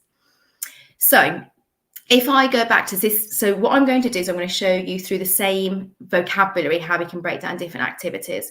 So if I go back again to this, you can see here you've got the hello, my name is, I'm good because I am happy, I'm sad, I'm comfortable. And then you can see here in the beginning part of this dictation, hello, my name is Nuria and I am awful because I'm sad. I have 11 years old, I have blonde hair, blonde long curly hair. Okay, so that has all been practiced through the sentence builders. Then because we're in this topic now, so the second topic we've moved on to about describing oneself and others, they then can then say, I've got blue eyes, my friend is called Laura, and she has brown eyes and brown short hair. So that vocabulary there, you can see the purple is what they've learned through sentence builders and things like that. The blue is what they've learned through a different sentence builder on a different topic. So as much as that seems in year 3, that's a lot of learning to have done. Actually, when you break it down, it isn't. And then you can see, so that dictation, you can break it into 2 things. So the one at the top, you can print it off 3 or 4 places around the room, and you can get the students to go to the dictation, to read it, to memorize it, to go back and say it to their partner. And then it's kind of a bit of a competition of which set of partners around the room can get that full dictation written down. I can particularly my high ability students, I would say to them, I want it with all that, you know, the commas, the full stops. My low ability students in a class, I will say to them, look, as long as you've got the majority of it, you know, and I always tend to pair a high ability and a low ability student. That same dictation can be a different lesson, can be split into 2. And then you've got a partner A, partner B. Partner A is looking at the board, partner B is turning away from the board, and they're just reading what's on the board. So you can see that same activity can be done twice, but in different ways. And students never know it's the same thing, believe it or not. That same vocabulary then can be on the board, and then you're doing competitions where you're pulling out the English from the box. Students have whiteboards. So for example, I can see one there says, I am cool. So you pull it out of the box and they have to write it down. And I do it in groups. So I do like table groups of 5 or 6 students. And the idea is that all the students on the tables need to have the answer, because that's the differentiation there. You've got the high ability supporting the low ability to make sure all of them get it. That same text then can be broken into 8 sentences, and it can become a speed talking. So the students have to have 10 seconds, 20 seconds, and they have to see how far they can get down. That same text then breaks into what we call a trapdoor exercise, where as a teacher, in my head, I've picked, one of the 3, and the students have to try and work out what's in my head, and they love this one. So, and again, if it's my lower ability students, I will say to them, you can say it in Spanish. But if it's my higher ability students in that class, I'll say, no, I need you to translate it. Or I'll do like a point system where if you get it right and you've said it in Spanish, you get 1 point. If you said it right, you've said it in English, you get 2 points. And you'll really see the students trying to translate it. And, again, in year 3, translating from Spanish to English there's no real stakes on that. They do really well. Again, that same text here can then become a photo. And this is the bit I find most challenging, like who's the famous footballer at the moment? I kind of have to find out, like, who is the person that you need to know about at the moment. I mean, Taylor Swift tends to be a great one. They love Taylor Swift. But, and you can see here, if I click through, it changes. So you're talking about eyes, you're talking about hair. And again, it's just whiteboards, which one, describes this person, and having that conversation. That same vocabulary there becomes submarines. And again, they love this one, particularly if you do boys versus girls. And the same thing again, they can read it out in Spanish, or they can translate it instantly into English. So it's usually teacher versus student. And I'll say to them, so how many boxes have we got there? We've got 25 boxes. So I'll say to them, if you can guess where all my 5 submarines are in 20 guesses, you get, 5 minutes on, an online resource to practice the Spanish or something like that. And then they'll then do partner and partner, and then just simple little things like, pretend that I'm cheating and I've forgotten to add one of the guesses on or something like that. But they do really love this, and I cover it all up with the boxes and then take it away. Once they've then really secured that knowledge, we then move to, and again, this is following the EPI Marses process that Conti talks about. We then move to the no snakes, no ladders. So again, you can see on here, it's as it says, really, they'll roll a dice, they'll get to number 4, they'll have the tengo los ojos grises, and then they will have the 2 partners who are working together, and there'll be 1 third person who will have the answers. So they'll then translate, and the third person is saying whether it's correct or not. Now, that third person, I always use as my low priority student, because it gives them that confidence. They are in control of that game, and I call them the spies, and they love being a spy. And it may be, particularly in languages, we all know that somebody who potentially is a low prioritarian in another subject does not mean they're a low prioritarian in our subject. So I have some Romanian students who are very disengaged in other subjects, who absolutely love Spanish, and they are very high prioritarian in Spanish. They are really, really successful. However, there may be some students who maybe struggle in this topic, or have those difficult abilities to be able to retain it. They're the ones that I would choose for the spies, and they really feel successful because they feel that they're kind of in charge. So that works really well. And again, so that's the answer sheet that they would have. And again, this would then, sorry, my formatting is all gone here. So they would then work on the quiz trade. So if you look at this quiz trade game, it's exactly the same as the no snakes, no ladders, but what it has on each card, it has the answer. So this game is the same vocabulary, but the students will have the cards. And for example, they will then turn to their partner, this is in 2s, and they will say, tengo los ojos verdes. And the partner will then say, I have green eyes. If the partner gets it wrong, the idea is they have to correct them, and then they then put it to the back of their same pile. So they don't get to take it. If they get it correct, they then get to take the card off the partner, and then you'll give them, say, 10 minutes, and then you'll say stop, and they will then count how many cards they've got. Now, even though I've given an example here of 28, I tend to like the number 24 because it splits into lots of different ways. You can split it into 8. So if you've got a part, you've got 3, so you can't really work it out into partners. You can put it into 8. If it's partners, they then have 12 each. So it works a really good number, 24. So either 2s or 3s. But again, you can kind of go around in a circle if it's a 3. But the idea is, you give them a time, and at the end, they count how many cards they've got. The more cards they've got, the person who wins. Sorry So to you can- interrupt, Liaz, you've got 1 minute left. Thank you. You can see here the vocabulary is exactly the same for the two, so there's no change, and hopefully what you've seen with the activities that I've given you is there's no real teacher input. A lot of it is all the students, and as a teacher you're just kind of observing and making sure that it goes to plan. So I'll move a little bit quicker onto this one. So these then can become writing scaffolding and structures. So you can see here, you've got 4 pieces of writing. What students will do is they will highlight the parts that is consistent throughout all of the boxes. And then if you've got a student like Ahmed who may be struggling a little bit, you'll break it down into sentences so that he has it a little bit easier and it's a little bit more clear for him. And then what the students then do is the parts that are highlighted, all of them, they will keep those parts the same. Because, for example, my name is, or I am called, is the same for all of them. But then when it changes from Nuria to Ahmed to Alejandro, you would then obviously change that because their name would be changed.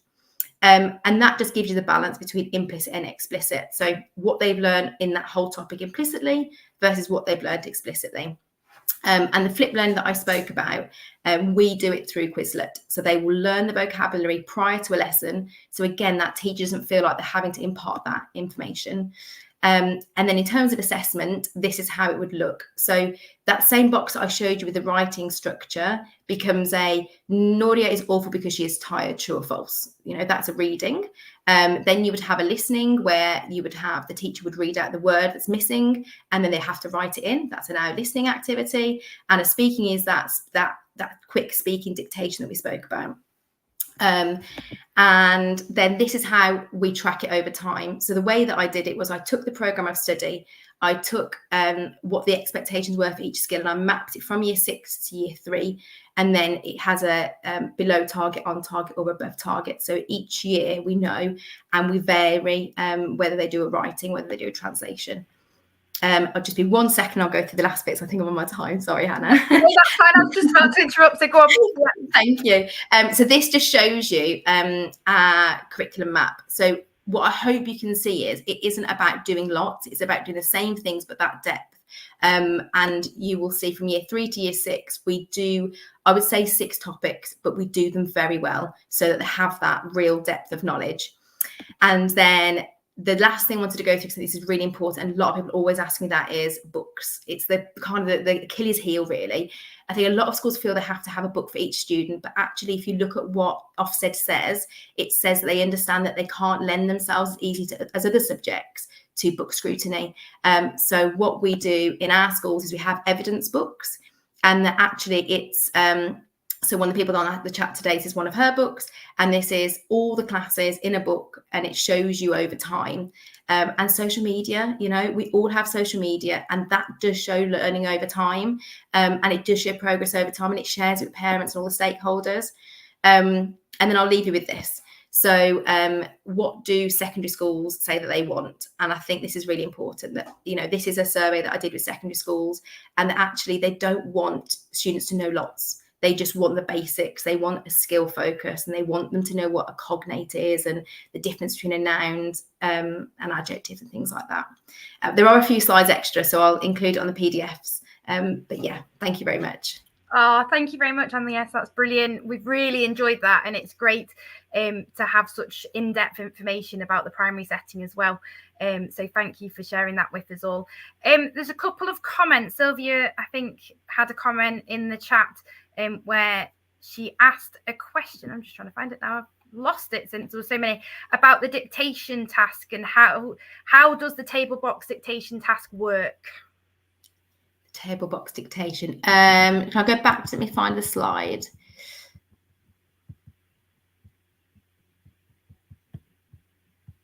This one here. Yeah, it'd be this one, I think. I think it's that one, yeah. Yeah. So the top one, I would print it out and I have it around the room. So the students will go to the dictation, they will read it. So for example, it's Hola, me llamo Nuria. They would then go back to their partner who's sat down and they would say, Hola, me llamo Nuria.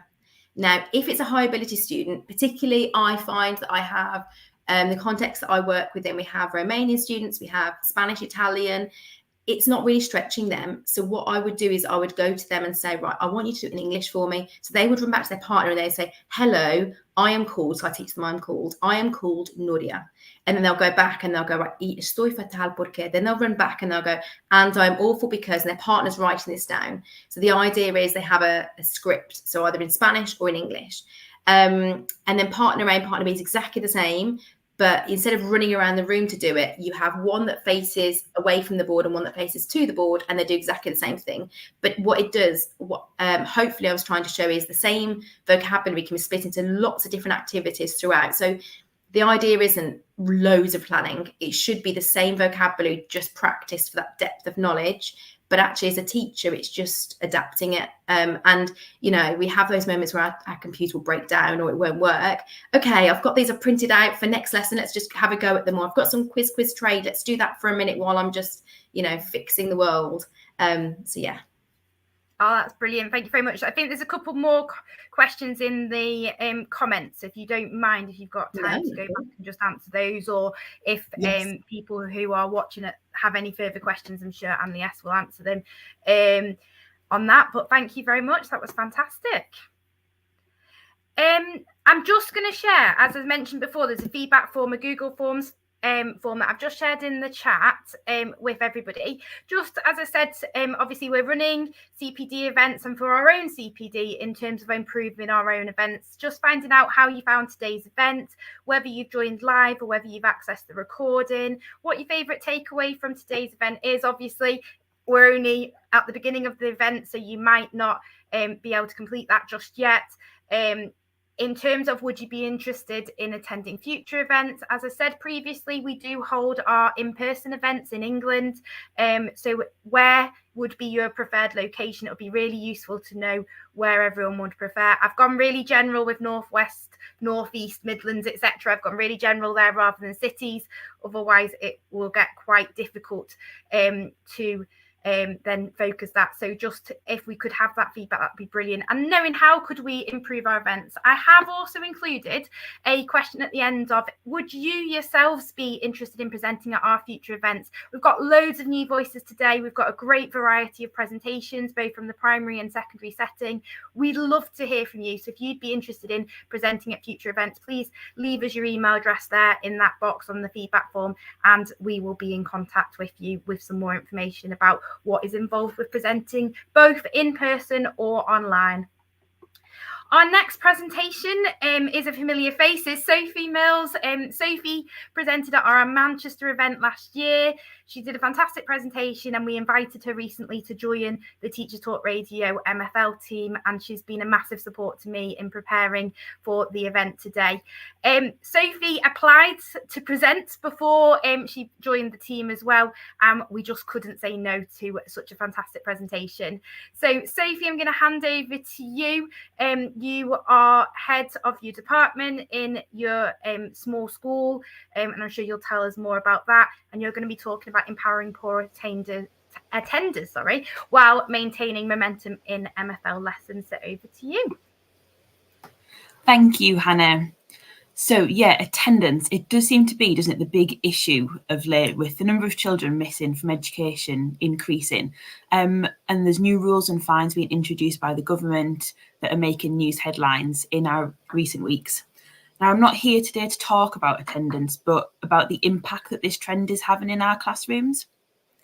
And I'm sure all teachers feel that their subject is impacted by frequent absenteeism.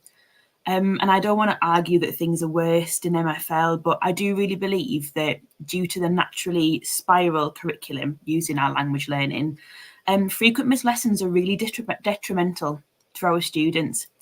If students miss the lesson, for example, where you teach j'aime and je n'aime pas for the first time, when you come back to opinion verbs and teach j'aime jouer au tennis, these students already have extra work to do. If they miss that lesson where you introduce them to the idea of infinitives, then the next time you do opinions and actions in another topic, like j'aime écouter de la musique, they're really far behind. And even when you move on to using other structures which use infinitives, they find themselves still missing that initial step. So it's important that we try and fill the gaps as quickly as we can in order to keep students engaged, and willing to try. Now, I know I won't be the only person to have heard, well, I wasn't here,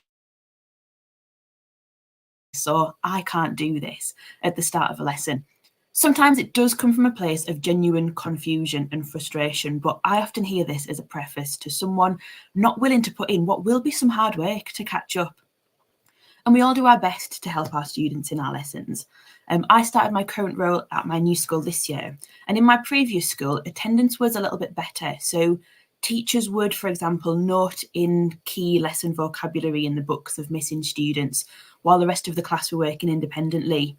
Or if we had a larger group of students missing, for example, for a sports fixture or something, then we could print out the key slides from that lesson and glue them in for the students. But this was kind of a few and far between situation. These strategies work when attendance is mostly good. However, when 3 or 4 students might be missing from every class, it just becomes unmanageable. And that was the situation that I found myself in this year. So I started thinking really carefully in a new setting where I generally have a handful of students missing from every lesson. What could I implement into my lessons to ensure that everyone was able to access the lesson and where there was no option to opt out because I wasn't here last time? And I wanted to do this without hugely increasing my time spent at the printer or handwriting in students' books. I thought the obvious place to start was my starter activities, because these should typically be the opportunity to help students connect to their previous learning. And as a trainee teacher, I remember being given this enormous PowerPoint of starter activities, from simple and snappy all the way to quite arduous, long-winded activities. In the end, inspired by fellow teachers in my department, I came up with this structure that I've used in almost all of my lessons for the past 3 years. And although I worried that students might get bored of this, I soon realised that the predictability and the routine nature of the task was something that students actually liked. I've rolled this out across our department now, and all students are used to coming in at the beginning, starting the starter activity without any need for input from the teacher, which is great when you're managing whatever is happening outside in the corridor or any issues that students come to you with at the door. So although my structure has remained the same, like I say, for over 3 years now, what I really began to think carefully about this year was the content of these starter activities being something that I could use to fill gaps for students who were missing and act as a brief review for everybody. I wanted to empower all of my students so that they felt that they were able to keep in step with the progress of the class. In this example, the previous lesson covered infinitive constructions with opinions. So students were able to say things like, j'aime rencontrer mes amis, I like to meet my friends. Therefore, the green box includes key phrases used with infinitives, and this was the essential vocabulary from the previous lesson. You'll also notice that the green box is extremely straightforward. And unless the words are really obvious cognates, I always give them options so they can do it as a matchup. That way it's 100% accessible, even to a new student who has never studied French before. I always say, well, let's copy down the French, and then if you're really stuck, you can fill in the answers when we go through. But I think there's at least one that you could guess in the meantime. The orange box demonstrates the key structures taught in the previous lesson and allows me to review these through questioning of key students, and I'll ask them for an explanation. So, for example, I might ask the 2 students who were here last lesson to give me the first 2 answers, and while they're explaining it to me, I might make some grammar notes on the board with the intention of leaving them there for the lesson as a reference point for those who weren't here. I find this is beneficial to everyone, really, as a quick reminder. Then I can target students who missed the previous lesson and ask them to work out the answers to the rest of the orange box with me, using the explanation they've just heard and the notes that are on the board. And this allows me to check their understanding and to know whether I need to find some time during the lesson to get to them individually, or whether this input's been sufficient to catch them up. Then in the red box, and what I call the go further task, my extension, I ask for something more complex. In this example, students are translating into French, which obviously requires application of the language that they've learned. Other possible tasks for the red box might be spot the error or match the starts and ends of the sentences in French. These boxes obviously are aimed at the students who were here the previous lesson and who got a good understanding of what you taught them. They'll have the notes that they need so they can continue their momentum and push themselves a little bit further. The way this works, obviously there's a lot of stuff in this starter, and I always tell students that I expect at least one box complete, but they can start where they like, so they choose an appropriate level of challenge for themselves. For example, students who attended the previous lesson and completed all of the tasks won't need to copy the words from the green box again, so they might choose to complete the orange box as a safe way to review. Or if they're feeling confident, then they'll choose to go to the red box. My students seem to have found themselves in quite a good routine now where they know which box they tend to be aiming for. Lots of my harder working students race to get all of the boxes complete, which obviously I always reward. I just find that it's great for allowing students who work more slowly to engage fully with the initial task, while students who work quicker still have something to do, which continues to challenge them. I'll just quickly show you a second example. Here we were building up to writing 90 words. The green box includes words and phrases which could be sentence starters for the writing task. And we'd seen this vocabulary in the previous lesson when we'd looked at a model text. What was good here was that when students were unsure how to start writing, I could reference back to the starter. Right, so your first bullet point asks you to write about your favourite festival. So let's have a look at number 1 of the starter. This might be a good way to start your first paragraph. The orange box includes key verbs. And in the red box, we've got one verb, but in lots of structures, so the complexity increases. Again, I would refer back to these as students ask for help in the lesson, i.e., right, well, did you get to the orange box in the starter? Check there first, and then I'll help you if you get stuck. While this style of starter, I will admit, is time-consuming to create, I am completely convinced that the time dedicated is worthwhile to not only give all learners a sense of success to start the lesson, but to address any gaps before they become insurmountable. Meanwhile, those hardworking students with the organised books have an excellent bank of vocabulary to help them keep making progress with their learning. If there's one thing I won't cut corners on with my lesson plans, it is my starter, as I really think it sets the tone for the entire lesson. Now, I did promise strategies for empowering poor attenders, so while the starter structure is my main success here, here are a few other things which I have tried. The first is making use of classroom displays to include the high frequency words like connectives and adjectives. These are words which students slowly learn over time if they're there, but students who miss lessons might never pick these up. If these are on the wall and clearly visible, learners are not defeated by something as simple as not knowing what cependant means in a translation task. And this allows them to be a bit more independent when they need to rely on you and their peers for help with lots of parts of the lesson. So I have one wall of my classroom is just covered in French connectives, adjectives, and key verbs. And I always say, like, check the wall, check the wall. Secondly, think carefully about your seating plan. Students who are often absent should not sit on their own at the back, although I know for lots of my frequently absent students, this is often what they would prefer. They also shouldn't sit with other students who are poor attenders as well. Sit them amongst students who are able to support them, the ones with the lovely organised books who I mentioned just now.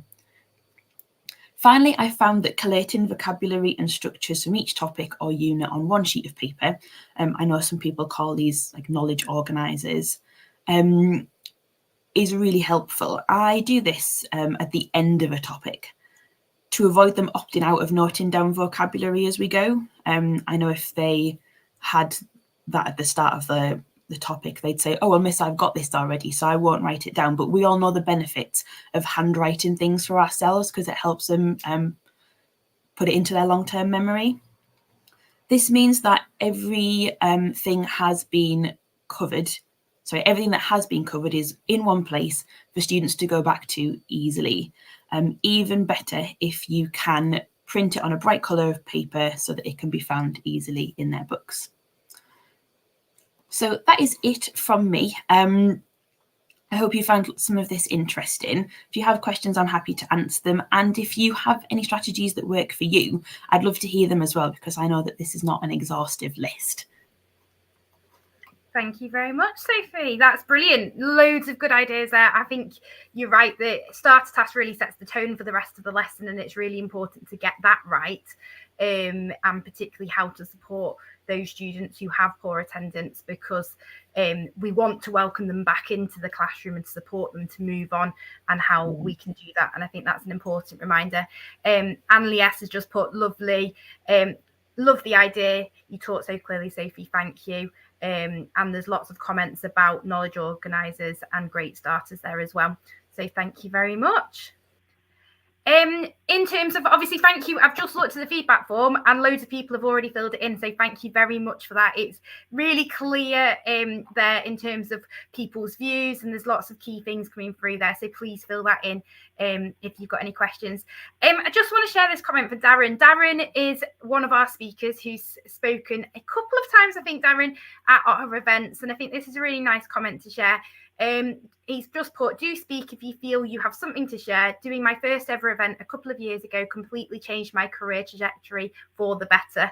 And I'm sure, I know Darren said previously, and I'm sure he won't mind me saying now, if anyone does have any questions and wants to speak to previous presenters, Esmeralda's presented, Adam's presented, Sophie's presented.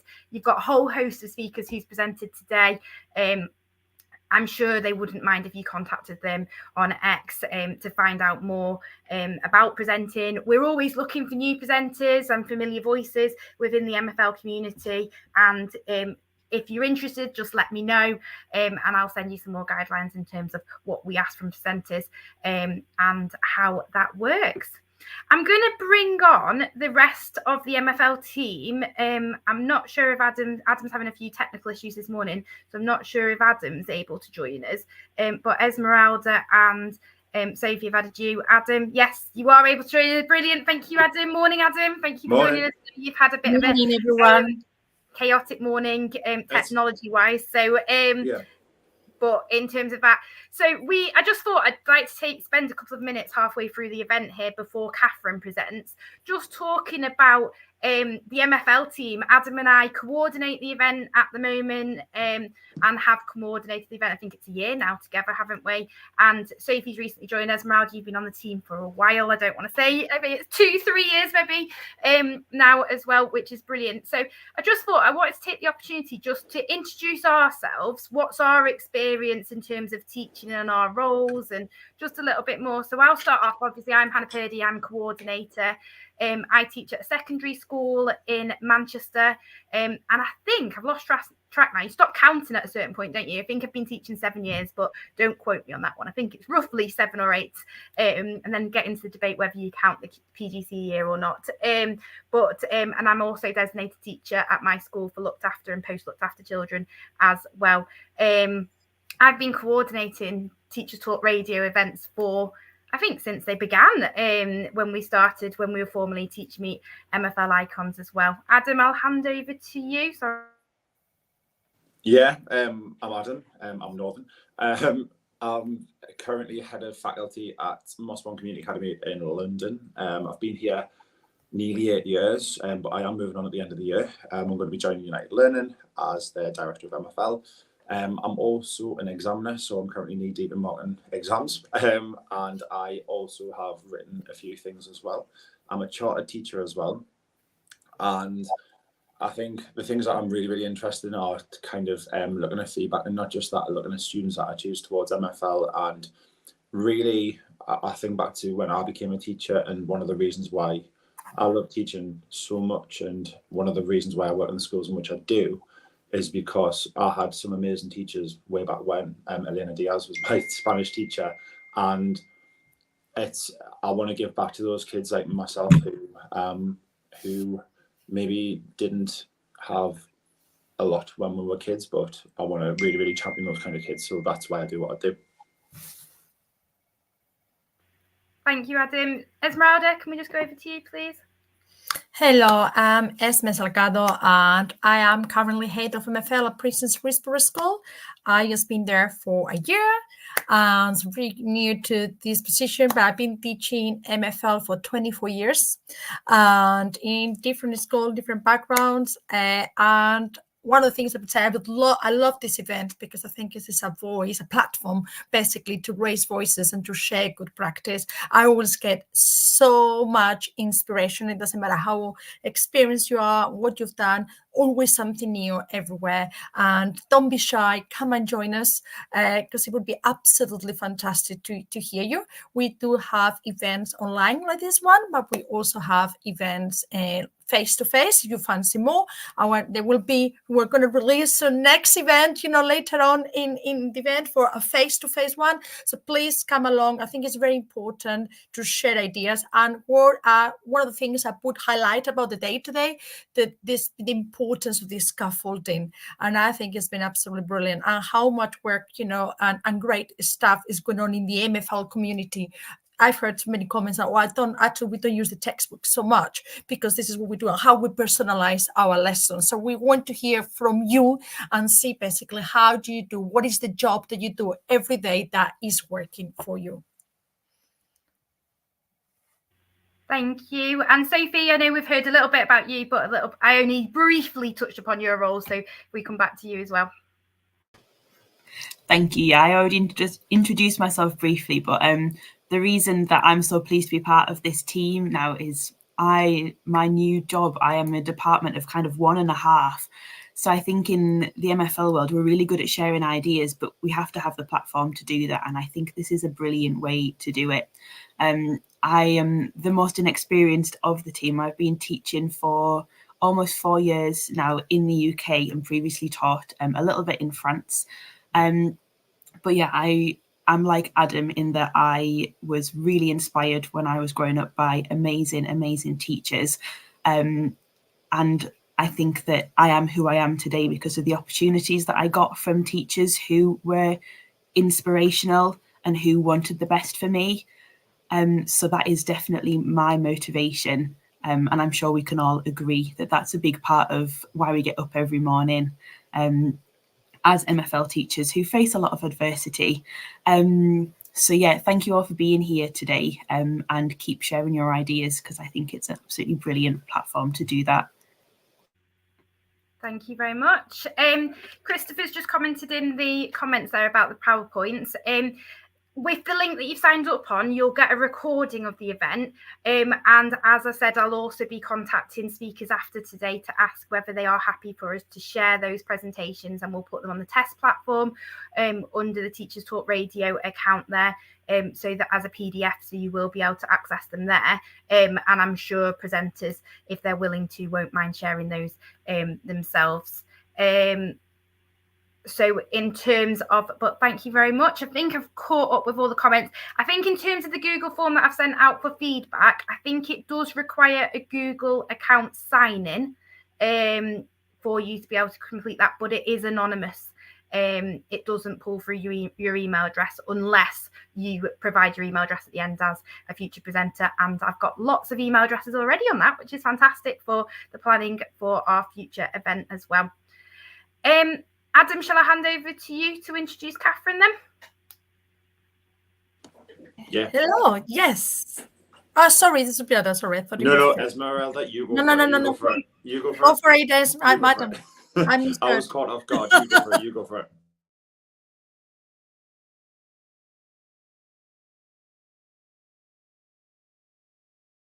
Completely misheard that one. Well, very excited to present to introduce Catherine Woodward. She's head of MFL and in secondary school, and she's going to be talking about the 3 pillars of vocabulary and the phonics and the grammar at Key Stage 3. So go on, Catherine. Okay, we are looking forward to hearing from you. Hi everyone, I'm just trying to get my PowerPoint up. I've got it on screen, but I just can't seem to get it into presenter mode. So sorry, just bear with me a second. I can see it on my screen. Can you see it now in presenter mode? You may know it's not there in presenter mode, but maybe you want to come out and then do it again. Going to present. Are you sharing? Yeah. Either you share your screen or Yeah, you I've just got it. It's on my screen here. It's in full screen, but I can't seem to Mhm. get it onto your screen at all. Oh, we can see it. We can see it. Okay, do it again. I'll try again. I'll share again now. Go to Sorry, present. everyone. Not So I'll at all. go to present, slides, Yeah, or do I go to share screen? that was another way of doing it, but otherwise you can just go and click on the slides. Okay, I'll click on the slides from my computer. Yep. Okay.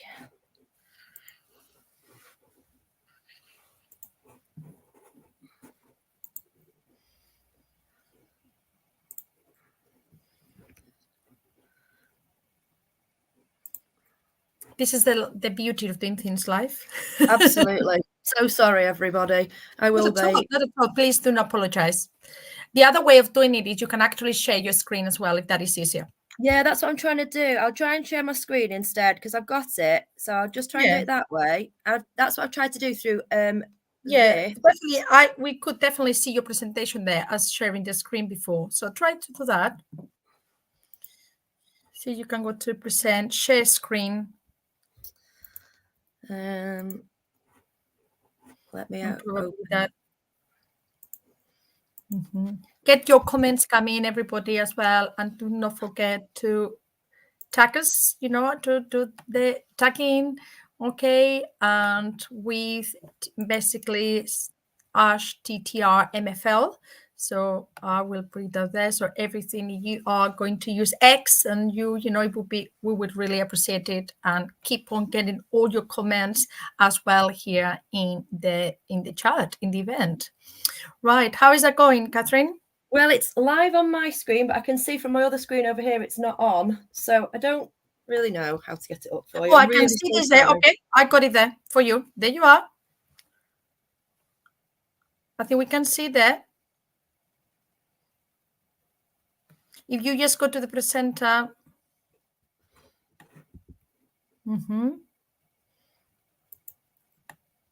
We can definitely see it, Catherine. So what I'll do is I'll go through it just like that because I can't seem to present. It's full screen on my screen here, but it just looks I know like what that. you mean. But yes, what I'll do is I'll just click through like that instead. So I'll just get going.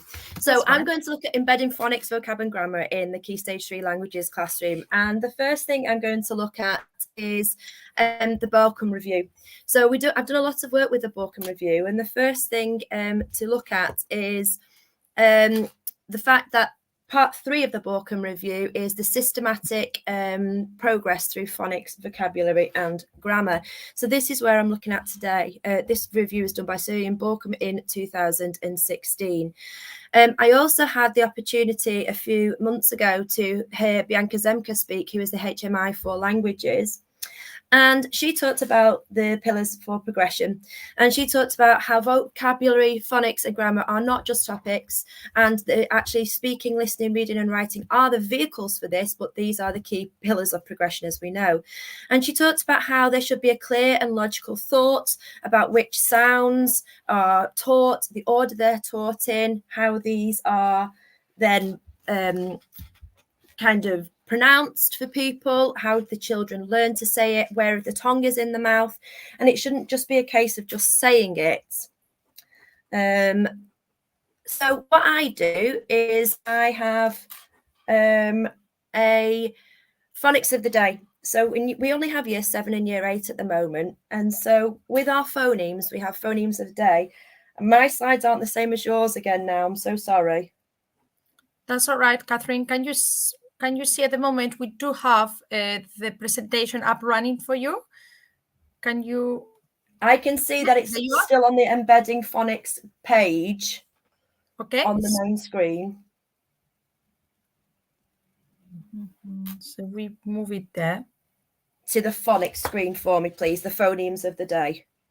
Yep. I'm so sorry, everybody. This is not how I wanted it to go. Please don't apologize. We are so grateful that you're here. So how I introduce phonemes is like this. So I link this very much to Key Stage 2 And also Key Stage 1, how phonics are taught at school. I remember my children learning how to speak and how to do their phonemes in Key Stage 1, and they had things like ant on the arm, it's causing me alarm, the jolly phonics.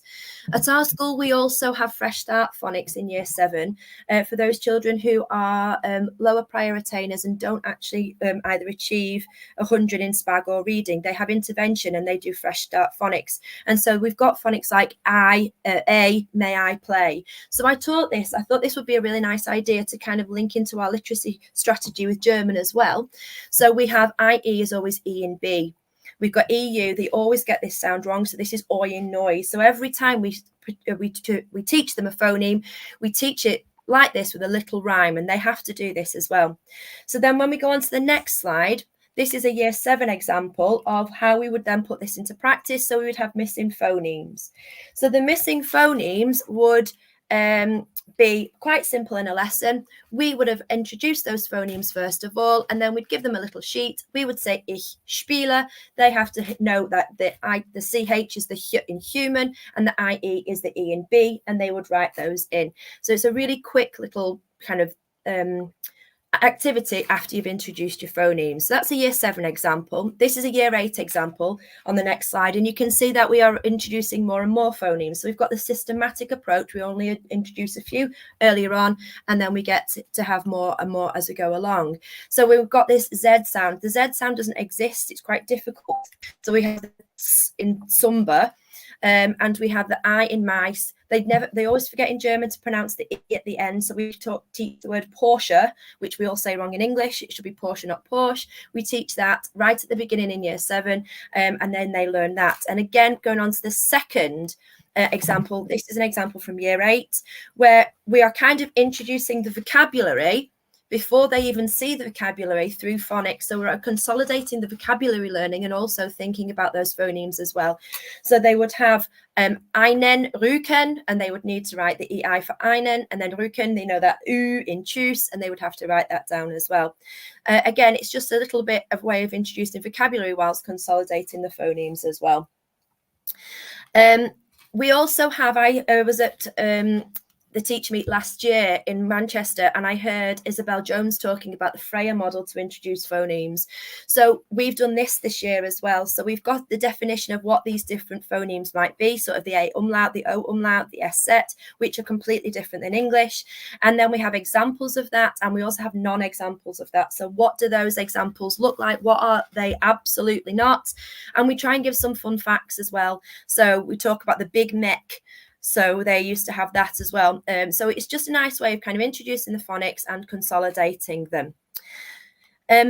We then continue with that phonics consolidation with dictation, but we do dictation in quite a strange way in our school. So we have our whiteboards. We'd ask them to write it down on their whiteboard, and then we ask them to hover their whiteboard and not show anyone. Then we would say, so when we've got the whiteboards hovered, we know everyone's ready. So we'd say 3, 2, 1, zeigt mir, and they would show us their board. So then we can go around and have that quick check. But then what we also do with our whiteboards is we say, don't rub it off yet. And then we'll put down the whiteboard on the desk. The am Mittwoch habe ich Erdkunde und es ist toll, which is the first sentence, would come up. And then systematically in their pens tick off have they spelled it right as well. So they're taking ownership of their own learning as well.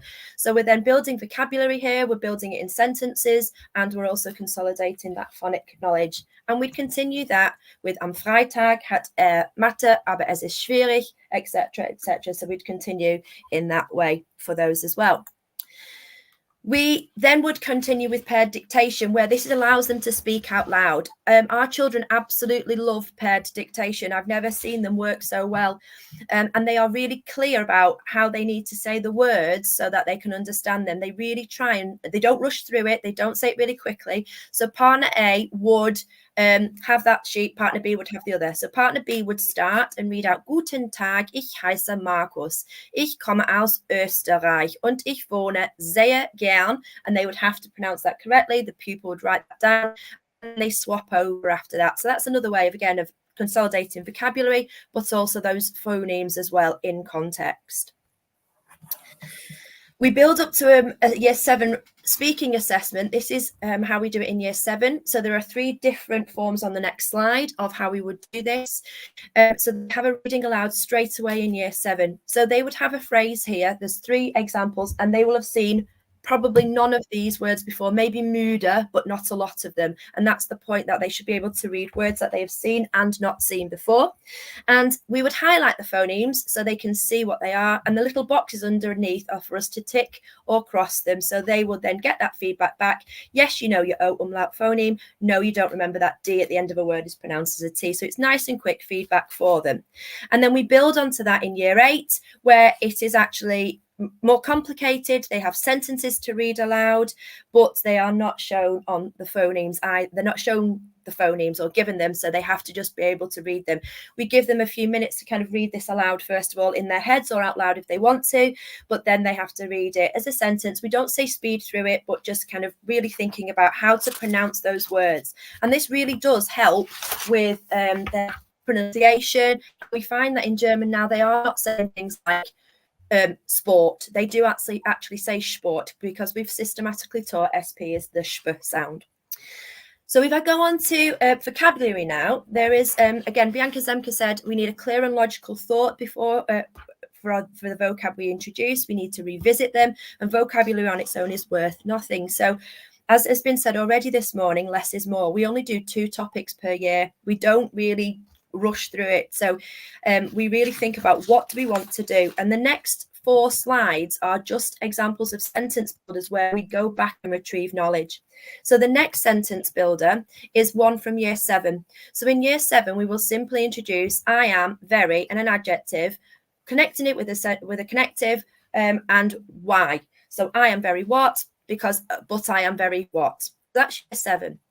Later on in year 7, we will come back to that with I love my brother, my mum, my half brother, because he or she. So we've built on that I am to he or she or they are, but the vocabulary in the adjective column remains the same. So we're retrieving that knowledge all the time. The one in red, fleissig, is because that's a new word we've not seen before. So it's consistently consolidating the vocabulary of seen. In year 8, we then start talking about people again. We go back to year 7, we've taught heist and heisen, and we look again at those pronouns, he is, she is, they are, and the vocabulary again. We always teach an intensifier to go with the adjective as well, and you can see the words in red are the new vocabulary items that they've not seen before. And we see here my favorite teacher, my German teacher, etc. This builds then for later on in year 8, when we're talking about my role model, my favorite sports person, my favorite musician. And again, it's the same pattern. We reteach the heist, and when we go back and we look at those vocab items and the new ones. So we're getting quite, by the end of year 8, we're getting quite ambitious vocabulary with erfolgreich, ehrgeizig, inspirierend, begabt and berühmt, and it's always in that kind of form. So we're consolidating that vocabulary all the time. So this builds on to Rosenshine's principles of instruction. So with his instruction, we should always present new materials in small steps with student practice after each time. We should be guiding student practice to obtain a high success rate, and we need to require and monitor independence. So what does this look like in a classroom? So this is just an example of a year 8 sentence builder that we would have on it's right at the beginning of year 8, and we would start by introducing our vocab in the following way. So we would not do the whole sentence builder in one lesson. We'd start with the vocabulary. So we'd cold call on the next slide. So as you can see, we're now building vocab and phonics together.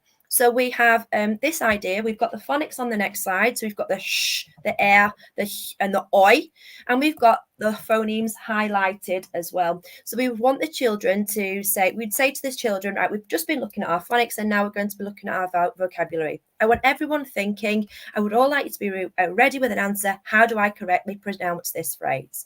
We'd give them some thinking time, and then we'd say, all hands up when you know, all hands down, and then we would cold call for the answer. And we would do that all the way through. And the next few slides are just the same, so that we can skip through the next 3 slides. But what's noticeable in the next 3 slides is we're also teaching grammar implicitly. So we're teaching Sie lernt, wir lernen, ihr lernt, sie lernen, and we're teaching all these different ways of introducing the paradigm of lernen as well. So we're implicitly teaching the grammar as we go along. So I wanted to share with you after this a lovely way of doing practicing this called grudge ball. My children absolutely love grudge ball. So grudge ball, you will need to buy a little basketball net. So you put the basketball net on the wall, it's like sticks on the wall, and you give each team 5 lives or 3 lives, whatever you want to do. And then what you have to do is number the people in each team. So let's say you've got 4 in each team, you give them all a number, and they write the translation. So the first one will come up as Ich lerne gern Kunst. So that comes up on the board. This could be done in English or in German. Ich lerne gern Kunst. You put that on the board, and they have to translate that into English or into the target language if you want. As soon as they've done that, they have to stand up in their team as 4. Then you ask one of the team. So they'll say, I want all number 1s to stand up, and everyone else sits down. But the first team that stood up gets to answer first. If they get it right, they take a point off someone else's team. If they get it wrong, it's okay, we just continue. But if they get it right and they've got that point, they then come up with their ball, and they can throw the ball in the basketball net. And if they get the ball in the basketball net, they keep that point for themselves as well. So it adds on to their point score. It's really competitive, and they really love how this can work as well with kind of consolidating that vocabulary. So, and this is just a nice quick way. Every lesson I get that. Please, can we play grudge ball today, miss? On the next slide, we've got something called another way of consolidating it, and this is called Banzai books. So Banzai books is, again, on a whiteboard, they're given 100 Banzai books, mysterious books. I always talk to them about, we're not betting here. It's not a real thing. It's just me pretending. And they would be given 4 options. So all they need to do, and it depends how you want to do it for your higher or your lower ability. If you want to get them to write the whole sentence out or the whole phrase out, that's absolutely fine. And they write it on the board. Again, it's the same as we did before. We hover our whiteboards, 3, 2, 1, show me, and then we go through. Is it A? Is it B? Is it C? And what they do is, if they've got that right, they double their books. So they go from 100 books to 200 books, and they absolutely love it. It's really competitive, and they really are thinking, everybody's thinking, we're building ratio, everyone's thinking about how do we get all of those words right and phrases, and it builds throughout. So we've got that one, and then we can build up to different sentences. We build up, so some Frühstück, and then we've got it in a full sentence. And then we can go talk about on Sunday I drink coffee, etc. And then we build up to at the weekend I eat muesli because it is healthy. So it's absolutely building up that vocabulary and the grammar as we go along. One pen, one dice is a brilliant game. My children, again, love this.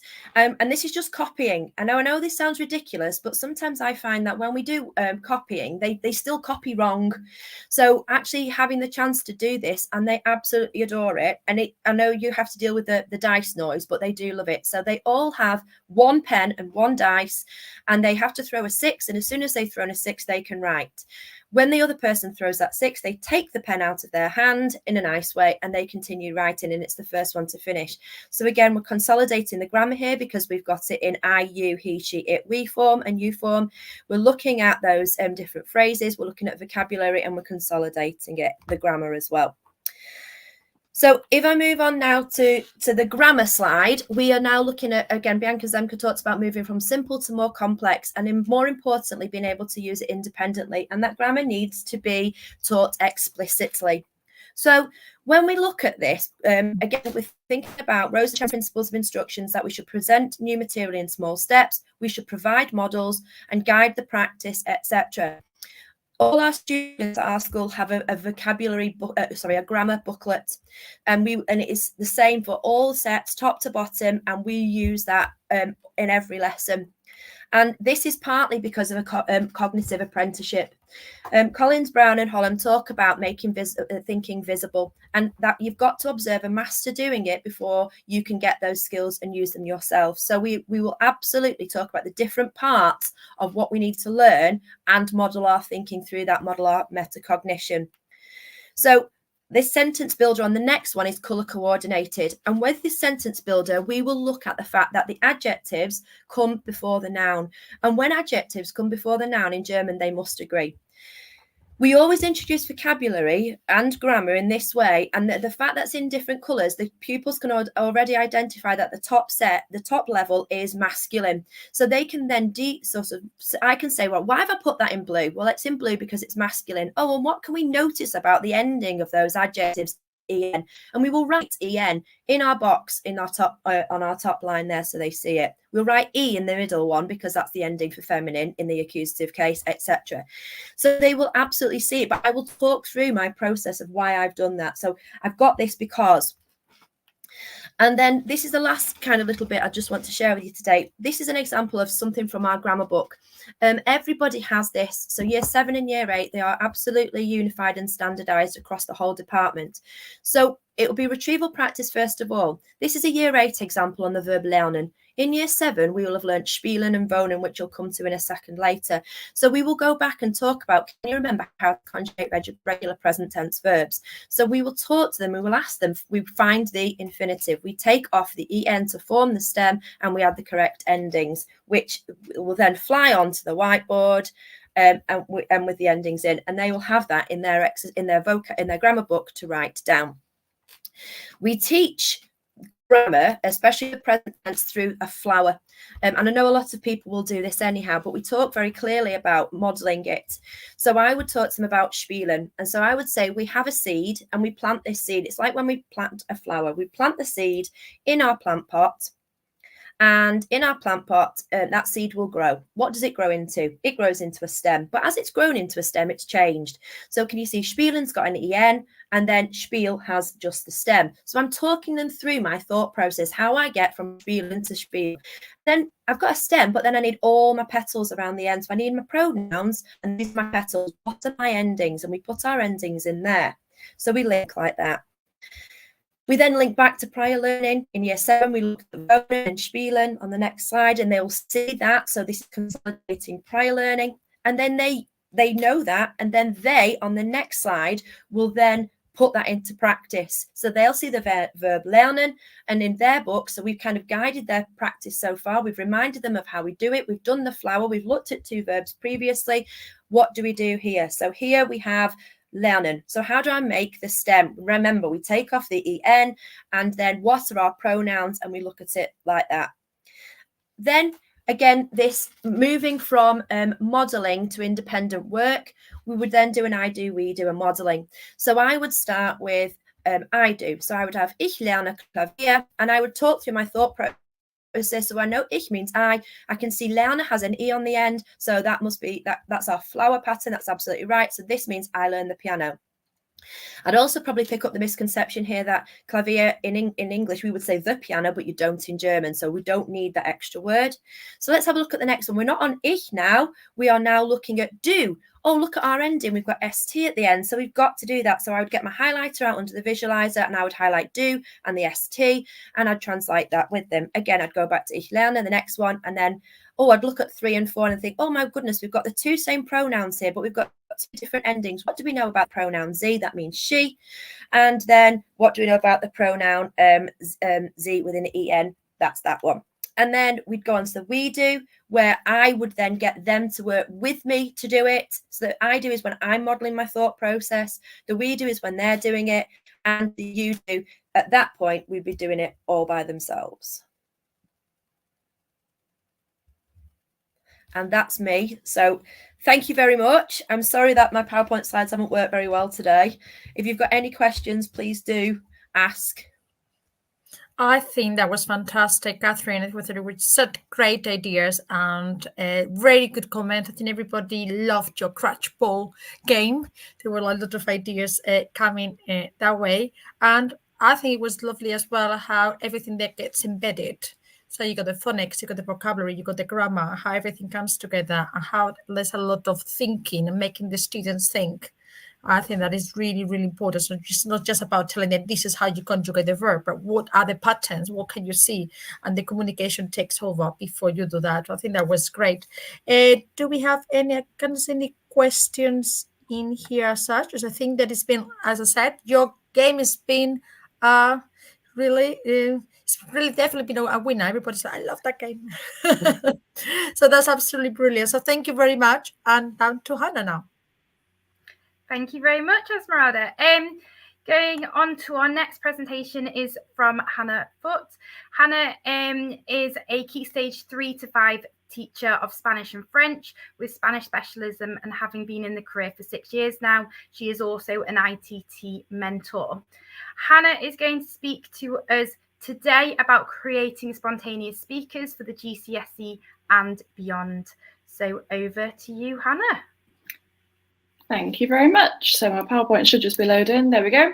Thank you so much for inviting me to speak this morning. I really appreciate it. I've just put my X handle there, I guess it's called now. I'm trying to get a bit better at sharing and getting involved in conversations on X. So if you've got any questions afterwards, please let me know in the comments or come and have a chat on there.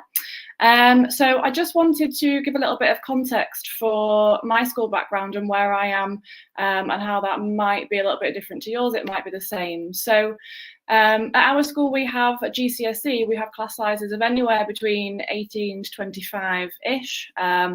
We're mixed ability, fully mixed ability with foundation and higher students in our classes, which of course presents some challenges, but also has its advantages as well. We typically will have a new class in year 10 and stay with them throughout the GCSE.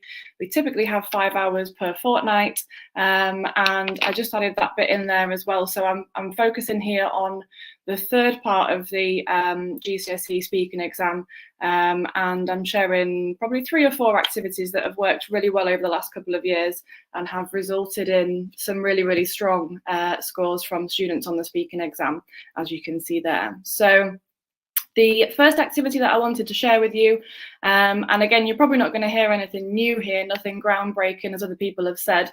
The animations haven't worked here, so this would look a lot better if they had, but here we go.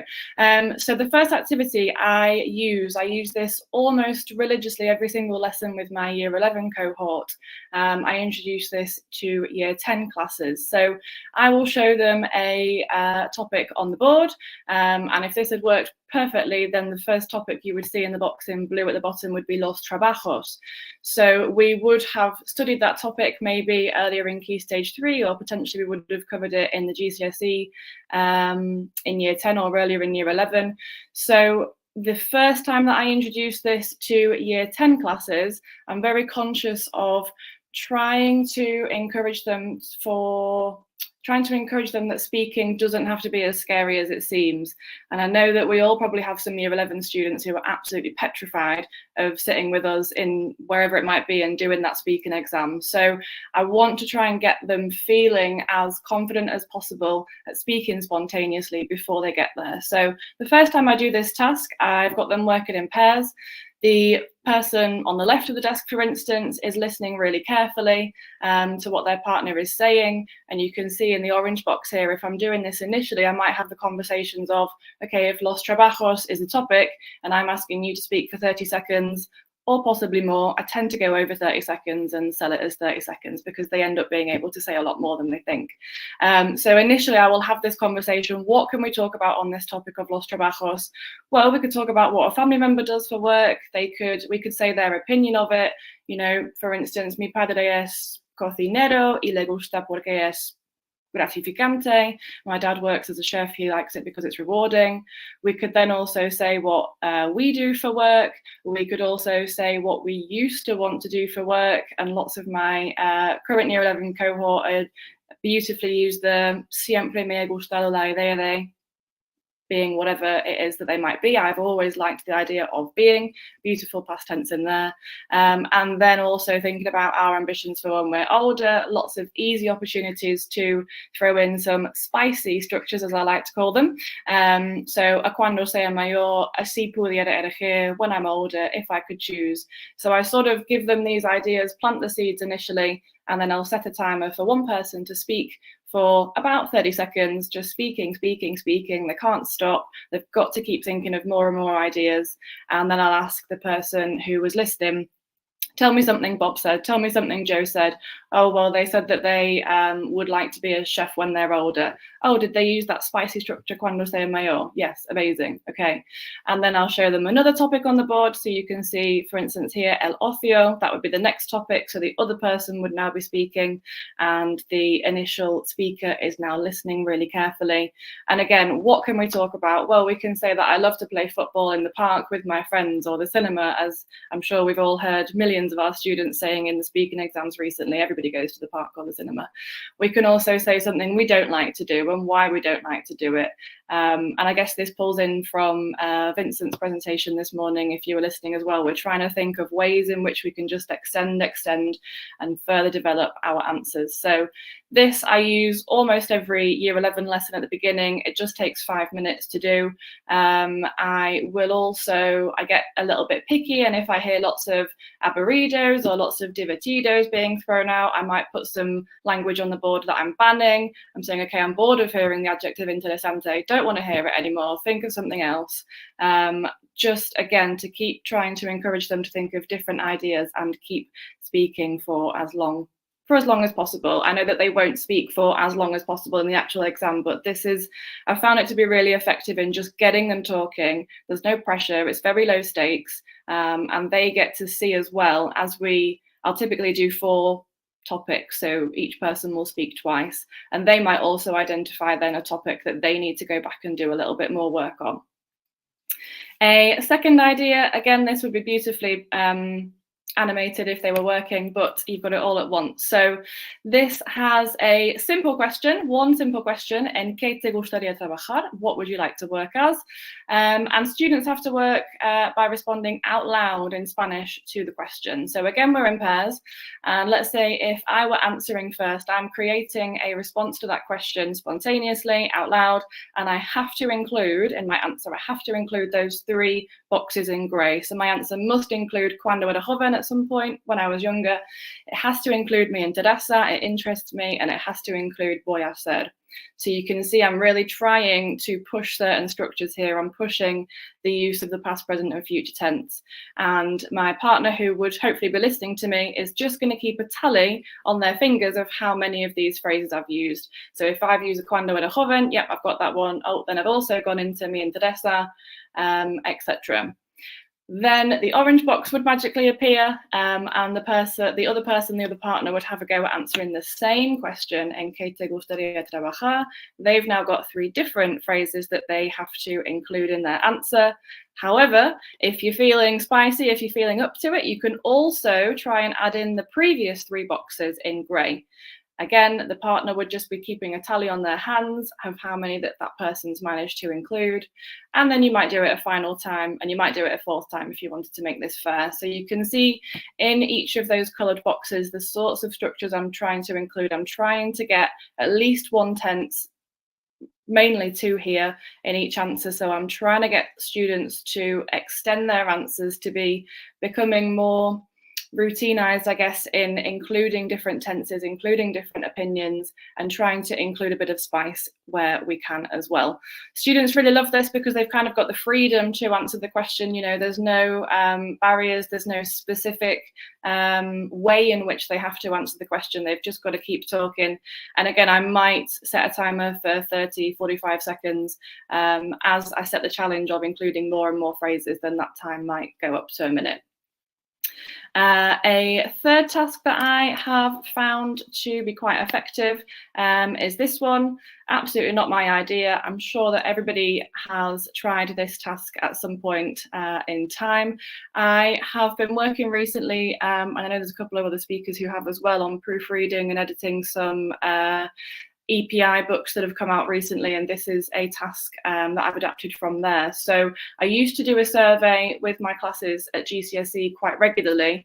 However, I just gave them the top row. I just gave them the question in Spanish and English. And what I found specifically for potentially my foundation students, or students who, as Vincent talked about earlier, they sometimes struggle to come up with ideas, I found that by providing an example, they can then see a good way of structuring their answer, and this then gives them a bit of an idea as to which bits they might change to suit them.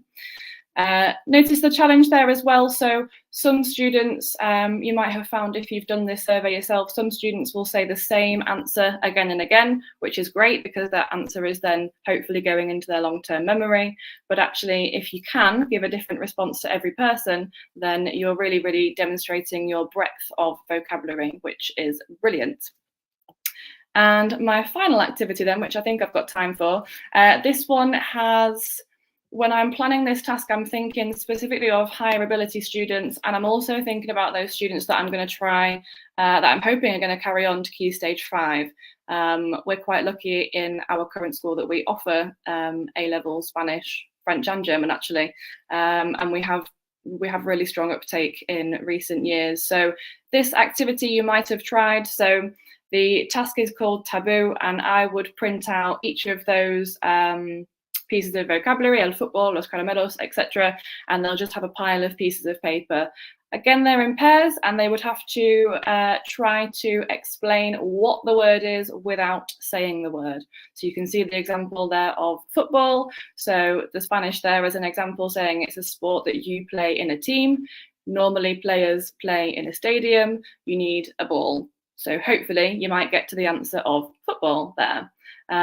Or for instance, el cine, maybe you end up saying something like, me gusta ir allí para ver una nueva película. I like to go there in order to watch new films. So you can see how we're trying to think really carefully about getting them to create their own sentences. Of course, there's some consideration that needs to happen in terms of the language, and it might be that you would have to provide some structures for certain students in order for them to be able to speak accurately in the you form or the they form, for instance. But this is really nice and is one that works quite well on that transition lesson when Year 12s are getting a taster of what Spanish might look like or what French or German might look like at A-level, and has worked pretty well for a high ability Year 11 as well. So they are my 4 activities, I think. Hopefully that's of some use. Again, I know it's nothing groundbreaking, but hopefully some tips that you might want to try in your lessons. Some of these activities as well, I have also started pulling down into Year 9 as well, just to kind of take away that fear factor of speaking out loud, and try to make it more low stakes. So if anything's not clear or you've got any questions, please ask. Otherwise, thank you very much for listening. Thank you, Hannah. That was some absolutely brilliant ideas. We are, like you say, it may not be anything groundbreaking, but we get into a rut, don't we, with the same activities, and it's great to hear them re-explained and from different people's point of view as well. There's definitely a couple in there that I think I need to try with my Year 10s next week, so thank you very much for that. I don't think there are any questions in the chat, but just some really brilliant comments. Wow, A-level in all 3 languages, that is the dream. We would all love to be in that position. So that sounds brilliant. But we know we can reach you on X if anybody does have any questions. Hannah's handle was in her slides and is also, I've retweeted it a couple of times now, so you've got it there. Right then, so our next presenter is Georgia. Georgia is going to talk about incorporating some new GCSE style tasks in at Key Stage 3, which is going to be really useful as we all start thinking about planning for next year, ready for the new GCSE. Georgia is head of MFL, and she's also a PGC and an ECT mentor. So Georgia, it is over to you. Ooh. Hi, can you guys hear me okay? We can hear you. I'm just trying to find your slides, Georgia.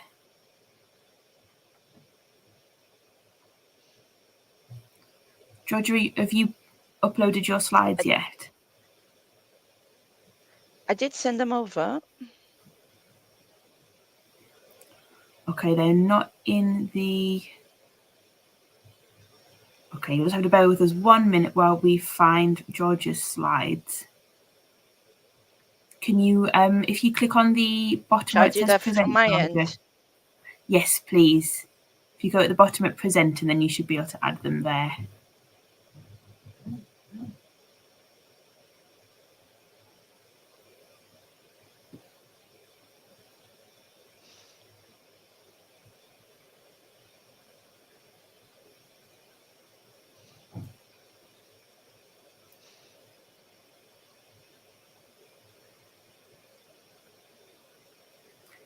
We've got them now. Brilliant. Thanks, Jojo. Cool. Over to you. Thank you. So good almost afternoon to everyone. It's been really interesting seeing everyone's presentations as well. And so I'm going to talk a little bit about what I've been trialing this year, and especially at Key Stage 3, but obviously will be activities that I'm hoping to also use with Year 10 and Year 11 for the new GCSE. I started as a new head of department this year, so I didn't really have a lot of time to kind of revamp the whole curriculum. And I think it's also actually not necessary for us to revamp the whole curriculum, because the new GCSE, it does have new tasks and things like that. But I think there's a lot of things that we can reuse and adapt from what we already have. And we don't have to throw the baby out with the bathwater, because a lot of the things that we've been doing already will work just fine in the new GCSE. So, not sure if you can see. There you go. So the key changes that I was thinking about, because obviously, as I said, we're not going to revamp the whole thing. So I was just thinking about the key changes. So in the speaking, we have the read aloud and the follow-up questions, which is a completely new task. The role play now with the prompts in English, and we are using Edexcel. So they have this set scenarios that you're going to be working. So it's not just, you're going to be at a random place with a random person. They're going to have this, is either a hospital or a hotel. So I think that will be quite useful with our planning, so we can teach those transactional kind of language for students to use. And then we are also thinking, sorry, I can't see the rest of it there. There you go. So specific guidance for the photo cards. So they will have the bullet points telling them you have to talk about people, location, and activity, which is something that wasn't as obvious in the current GCSE. They was just, describe this picture. There wasn't any kind of mnemonic. We've all used the palm and the pause and everything, but now it's explicit in the GCSE. And then for listening, we got the dictation that is something that is new as well. And then for the writing, thinking about the prompts that are now going to be in English rather than in the target language. So that's also something for us to think about. So I'm just going to give some examples of some activities that we did in lesson, and then how we use those in kind of an assessment for the different years. We have a 3-year Key Stage 3, so it'll be from Year 7 to Year 9. So in Year 7, we're doing a lot of work with phonics, and I know other presenters have talked about it as well. So really drilling those key sounds and the correspondence, the SSC, that will be really important for the new GCSE. So in lessons, we might do some quick fill the gap activities, like you see there in French, and then we will explicitly hide those key like the silent H in French and the GN there, for example, to get students to really think about, when we're pronouncing those words and what the sounds, how they're represented. And some other, as example there in Spanish, just literally getting sentences that we used before in a translation activity, and then I just covered some of them and I turned that into a dictation activity. So it's really kind of minimizing our workload as well, reusing some activities that we had before anyway, not to reinvent the wheel or anything. And then in terms of the assessments, I've used the template from the specification, the sample assessments from Edexcel. So we've used that as their, so we do kind of 2 assessment points. They'll do like a writing task, and then we'll do another skill. So this one was low stakes because we got them to mark it themselves. So we've got the Sorry, I can't see the next bit coming up yet. There you go. And then you've got we use the mark scheme there, similar to the GCSE. So it's just getting them familiar with that structure and the template of what it's going to look like. As I said, we did it as low stakes, so students were marking it themselves, self-assessing or peer assessing, because we're not really want to just, you're in year 7, we're already preparing you for the GCSE. We have to really balance that, we have to expose them to those kinds of tasks, but we also don't want to kind of, freak them out too much. So it's just doing as a low stakes self-assessment, peer assessment, just to get them practicing. And then for year 8, what we looked at was using the role play, but getting them to do it first as a writing task to get them to really think about how they're doing that. So in lesson, the one I chose in year 8, we were doing the topic of food. So it was quite nice to use the role play of, you are at a restaurant and you need to book a table, order your food, etc. So in lesson, we might do something like this. They would have the conversation in the wrong order, and then they would have to put that in the right order. And we have mixed ability, so I would have the English there, for example, and color coded to help students put that in order. And then there would be some extra activities there. So after they've got the conversation in order, then they can see, what they've ordered, and then do some challenges there, etc. So this would be a preparation for the role play that then they would do as a writing task. So if we go to the next bit, that's what it looks like to the students. So the beginning there is exactly like it looks in the GCSE, but I've actually put the teacher questions as written questions, and then in the line they just have to use the task in English to write down what they how they would answer that question. And then I put a little ladder to success there at the bottom, so it would be very clear for the students the things that I wanted them to include.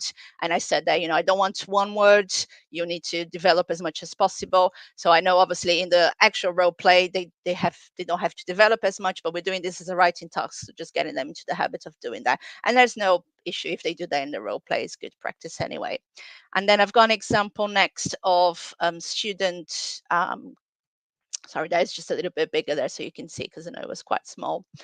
But then I've got an example there from a student, and we found that it worked really, really well. And students, after they've done this, and this one I marked myself, but we can also get them to mark it themselves on the board. And then after, we use this as a speaking task. So after they had it, they knew it was correct, then they could practice with their partner.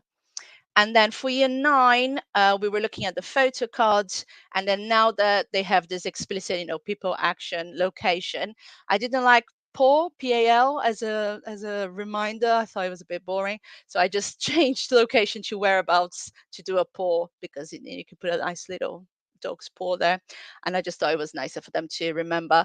But then using these kind of grids, so they've got their description there for the people, the activity, and where they are, and then a challenge for them to add some opinions. So this is something that they would have, and it's got lots, so they would have this on a little mat so that they can recycle their language for different kinds of pictures. So we would do an example with them. Sorry, can you just go to the next bit, please? So we do a model answer with them, and just getting them to think about that success criteria, and then a challenge there, and then give them another picture for them to do some independent practice as well. And then just getting them to think about those bits of information that we want them to include.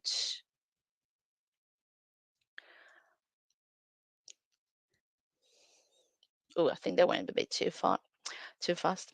And then, but you can see that just kind of giving them a more simplified version of the bigger one on the board if they're doing that as a pair activity, just as a little, tool to memorize, to help them on the board when they're doing that activity with their partner or with in a small group. We might do that as a mini whiteboard as well. Love mini whiteboards. They're great for lots of different activities. And then finally, we're thinking about the writing. So I think we all use writing frames at some point, or sentence, what's called, they call sentence structure strips. They go alongside the structure strips that they are. So now in the new GCSE with the bullet points in English, I think it will support some of our less confident students, because a lot of them struggle to understand what the bullet point were asking them to do, and then they would just give up because they would just see words that they didn't know, and I was like, I don't know what I need to write about. So I think having the bullet point in English will support some of our students, but we need to get them to practice that as well. And I think this is quite a good way to help them but not give them the answer. So you have it in English there, start with a time marker, and then you might give them the time marker to get them started, but then remind them, give detail about this, use a connective, finish with an opinion, etc. And then you always have a little challenge there, if you have different tiers, different abilities in your room. And then you've got one for your present tense, and then you have one for your past, the opinion, your past tense, your future tense. And obviously we always encourage them to add opinions for all of them, but I think it's a nice way to structure it to support students for their writing task. But yeah, nothing new, but I just thought it was an interesting way to see some of the ways that we're trying to incorporate those new GCSE tasks at Key Stage 3 to prepare them for this new adventure that's going to be the new GCSE. Thanks, Georgia. That was really interesting. I know that we've all got lots of thinking to do, haven't we, about the new GCSE, but I think you're right. We don't need to reinvent the wheel completely, and we don't need to sort of completely start again from zero. There's lots that we're already doing that's going to be relevant. So that's really reassuring, isn't it? Thank you so much for your ideas. I'm sure that's lots of good takeaways that people can go away with today. So thank you very much. Right, I'm passing back to Esmeralda now. Hello, everybody again, and I am very honored to introduce Francesca Gault and Vicky Purdy. So we have a double act now. And yes, so they are going to be talking about visualizers. So I can't wait for this presentation. I know a lot of people use the visualizers, and I think that'll freshen up, and also new ideas on it would be really, really welcome. So up to you, ladies. Okay. Hi, everyone. Thank you so much for having us today. My name is Vicky, and I'm co-presenting with Francesca, and we both work at Eastleigh Academy, and we're going to talk to you today about visualizers and how we've used them effectively to essentially build motivation so that our students are writing longer pieces of work, essentially, and really enjoying the work that they're doing there. So just to give you a little bit of context about our school, so I work as assistant principal at Eastleigh Academy. We are a very diverse school. We work as part of Diverse Academies Trust. We've got over 1,000 pupils on roll. We're in a semi-rural community, and our students come from a really mixed socioeconomic background. And our overarching curriculum aim here is to give students a broad and balanced curriculum and essentially really ensure that they love what they learn at school. And we've got our core values of empower, respect, and care. We've been on a really big journey as an MFL faculty, so I'm just going to pass over to Francesca now, who will talk a little bit more about our faculty. So hi, I'm Francesca. I am head of MFL at Eastleigh Academy, and we teach French and German, and we teach in mixed ability groups, and we are an option subject at GCSE. We've got quite a small department of just 5 people, but there's loads of expertise and loads of experience within that department.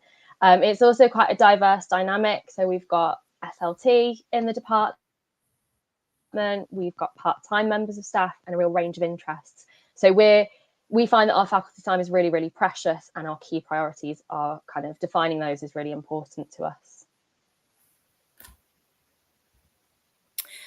Okay, so why visualizers? This was actually meant to look like a roadmap, but I'm not quite sure why it looks the way it does on the screen, but I'll talk you through it in terms of how we came to the conclusions that actually visualizers would be a really good bet for us in terms of moving our students forward.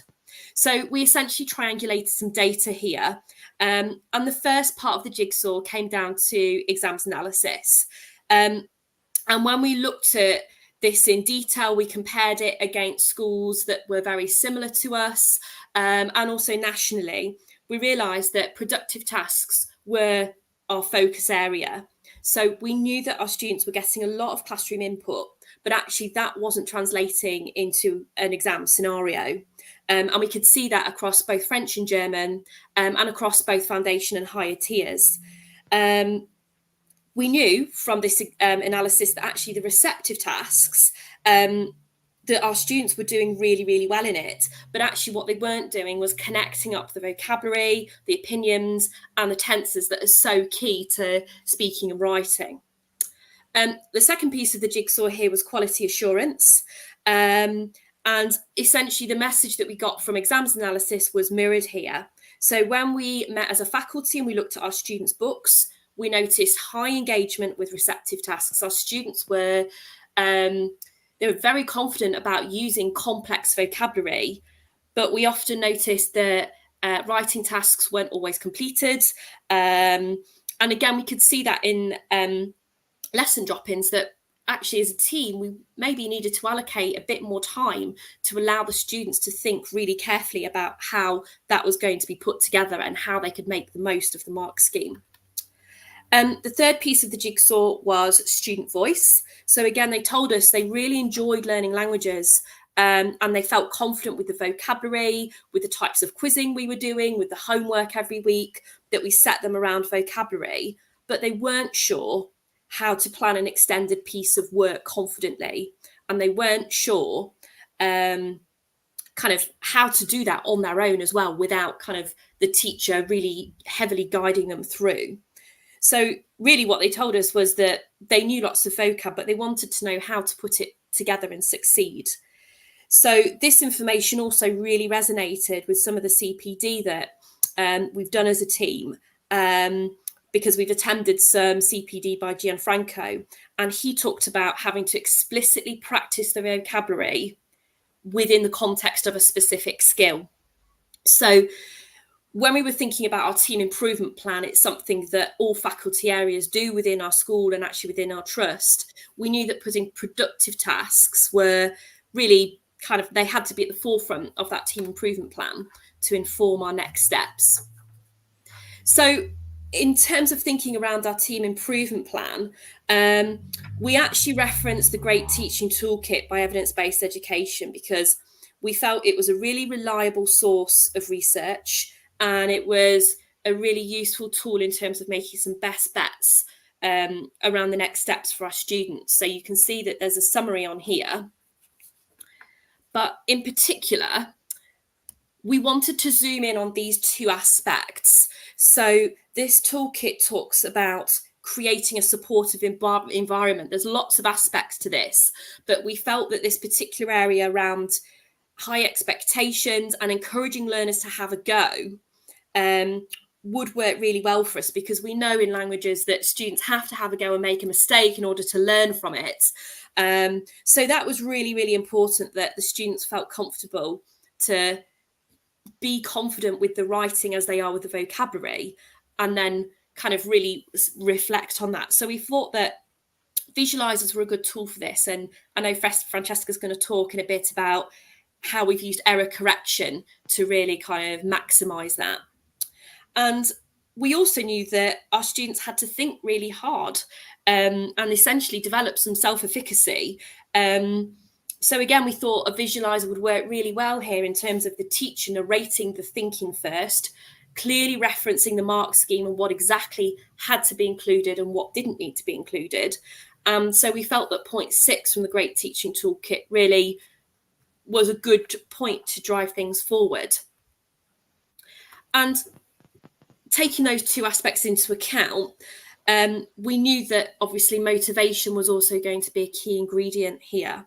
So we have a really good culture of giving merits and stickers for students who put in lots of effort, regardless of whatever kind of task it is that they are doing in the lesson. And that's been really well established. But we knew that we needed to take that one step further if we were to get the quality of work that we were looking for in the writing, in the speaking tasks. So we looked into intrinsic motivation. And essentially what we mean by this is that the students are driven to learn because they value it. It's something that takes a little bit longer than rewards and stickers. But I put this image on the board. It's actually taken from Peps McCrea, who does some snacks, some evidence snacks that are sent via email each week. And this was off one of them. And the best way that, and we like this because it's described a little bit like a ball rolling down a hill. Almost the better we get at something, the more we want to learn. So essentially we're creating momentum. And that's what we wanted from our students when they were doing a writing task. So with this in mind, I'm going to hand you over to Francesca now, who's going to just talk about some of the examples and how we've managed to put this theory and planning into action. So yeah, as Vicky said, I'm going to sort of talk through some examples of how I've used visualizers and how I've found success with using them in the classroom as a tool. So what I'm going to see if I can operate the slides. I don't know if I can here. No, it's not displaying. Vicky, would you be able to move the slides on for me? So on the next slide, here we go. You'll see visualizers as a tool. So this is kind of an overview of the main ways that I've found success. And what I'm going to do is I'm going to zoom into each one of those ways and talk you through some examples and show you some examples of some student work. So on the next slide, it shows live modeling. This, as part of our CPD program, we looked at Tom Sherrington's walkthroughs, and this allowed us to look at live modelling in kind of really, really granular detail. And this has been particularly beneficial for scaffolding using metacognitive talk to narrate our thinking. And this you can see is an example of a Year 10 class where I built students up to writing an answer to a 150-word task. They'd never tried this before. This was the first one they'd seen. So the first thing to do was to look at the mark scheme. I showed it under the visualizer. We annotated it together, and we were able to pick out those key success criteria that they needed to hit to do well. We then looked at a model answer and compared this to the mark scheme. So we were able to annotate and highlight and pick out areas of success that they could use in their own work. And then they wrote their own responses. And this is an example here on the right that a student wrote in class, and then I took it under the visualizer and I did some live marking. And I was able to showcase their work as an excellent example, but also mark it with reference to the mark scheme to show clear ways to improve. The next slide should show you error correction. So this links to what we were talking about, but I really wanted to create a classroom culture where mistakes were normalized and actually celebrated. So I use booklets. Actually, we use booklets across Key Stage 3, and I found using a visualizer has been amazing with these. I'm able to do activities such as things like bad translation, you said that wrong, where I'm encouraging students to pick out my mistakes, well, sort of fake mistakes. And that means that they're spotting my errors, and I'm showing them that, you know, this is something where everyone's allowed to make a mistake, but we learn from it. And I'm getting them to spot my errors has increased their focus and their confidence. I've also built in the habit of live marking, and this again has increased student motivation because they see a purpose behind what they're producing. They're also encouraged to redraft work to score higher on a mark scheme, and this has been a habit that's really been built over time. They're growing to such a level of self-efficacy that they're actually correcting each other's work now without being asked to, as they've had the practice model to them so frequently. So you can see there that sort of big example is a student who wrote a piece of work, her friend next to her corrected some of her spellings, and then it was handed to me to mark properly. And it's built a really amazing culture, and this is a Year 9 group. So on the next slide, we've got a little bit more in depth of setting the standards. Showcasing our student work has had a massive impact on motivation. If students know what a good one looks like, they'll have more chance of producing it. This here is an example of work from a Year 9 boy. He finished his work. He asked for it to be marked under the visualizer. Normally there's a massive queue of people waiting to have their work marked. And he then used the feedback to redraft the whole thing to really improve, and because he wanted it to be perfect.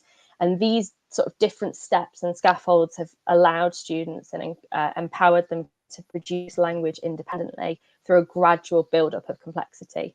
I've also been really keen on allocating proper time to this so that students have this time for independent practice and they can really have a high focus on accuracy.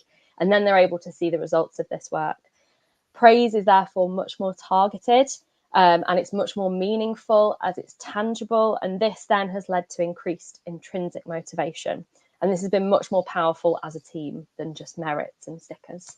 And on the next slide, one of my main loves about a visualizer is the fact that it reduces workload. It's a massive time saver.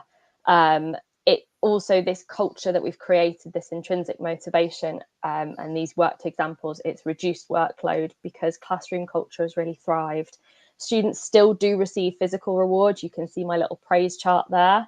But these stickers are for going above and beyond. It's their main motivation is actually to do the task and do it well, because the feedback they receive is purposeful and it's linked to specific learning. Live marking also means that because the feedback is live and direct, it reduces cognitive load for you and for the students. They can instantly respond with no wait time, but also less teacher time needs to be used to take home marking. Teaching therefore becomes way more responsive, and planning is massively reduced because resources are used live. You can also see my little setup with my standing desk and my visualizer. It's just a game changer. So on the next slide, I'm going to talk to you about some barriers that sort of, when I started doing this, made it more difficult. So at first, I had a terrible visualizer. It didn't autofocus. You couldn't even read what was being shown.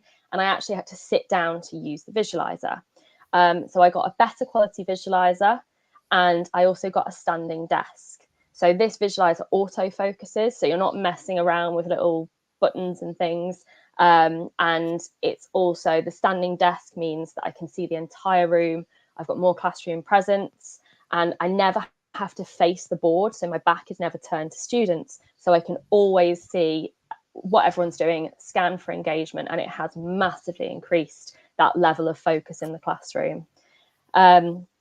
So kind of the impact of this overall is that students are more motivated to participate in productive tasks. They want to show off what they can do, and they want to do it well. They know that what they are producing is actually purposeful, and they will get immediate feedback. This classroom culture has meant that productive tasks have now become routine. Students actually know the success criteria, and therefore guided practice is able to move towards independent practice, just like it says in the bit of the walkthrough that I've picked out. This has created a cohort of confident writers who know the mark scheme and who are always striving for improvement. So our final slide here is just some of the references, really. And like I say, these are our starting points in terms of, really determining why should we use a visualizer? Will it work for us? Will it be effective? And then, of course, how would we implement that effectively and really make it specific for our context and for our students standing in front of us? So, as you've heard today, we've been on a really big journey with it. We've had to stop along the way, reflect, change things as we go. But overall, we feel that they have just been a fantastic tool in terms of student engagement and really enabling them to see that success, regardless of,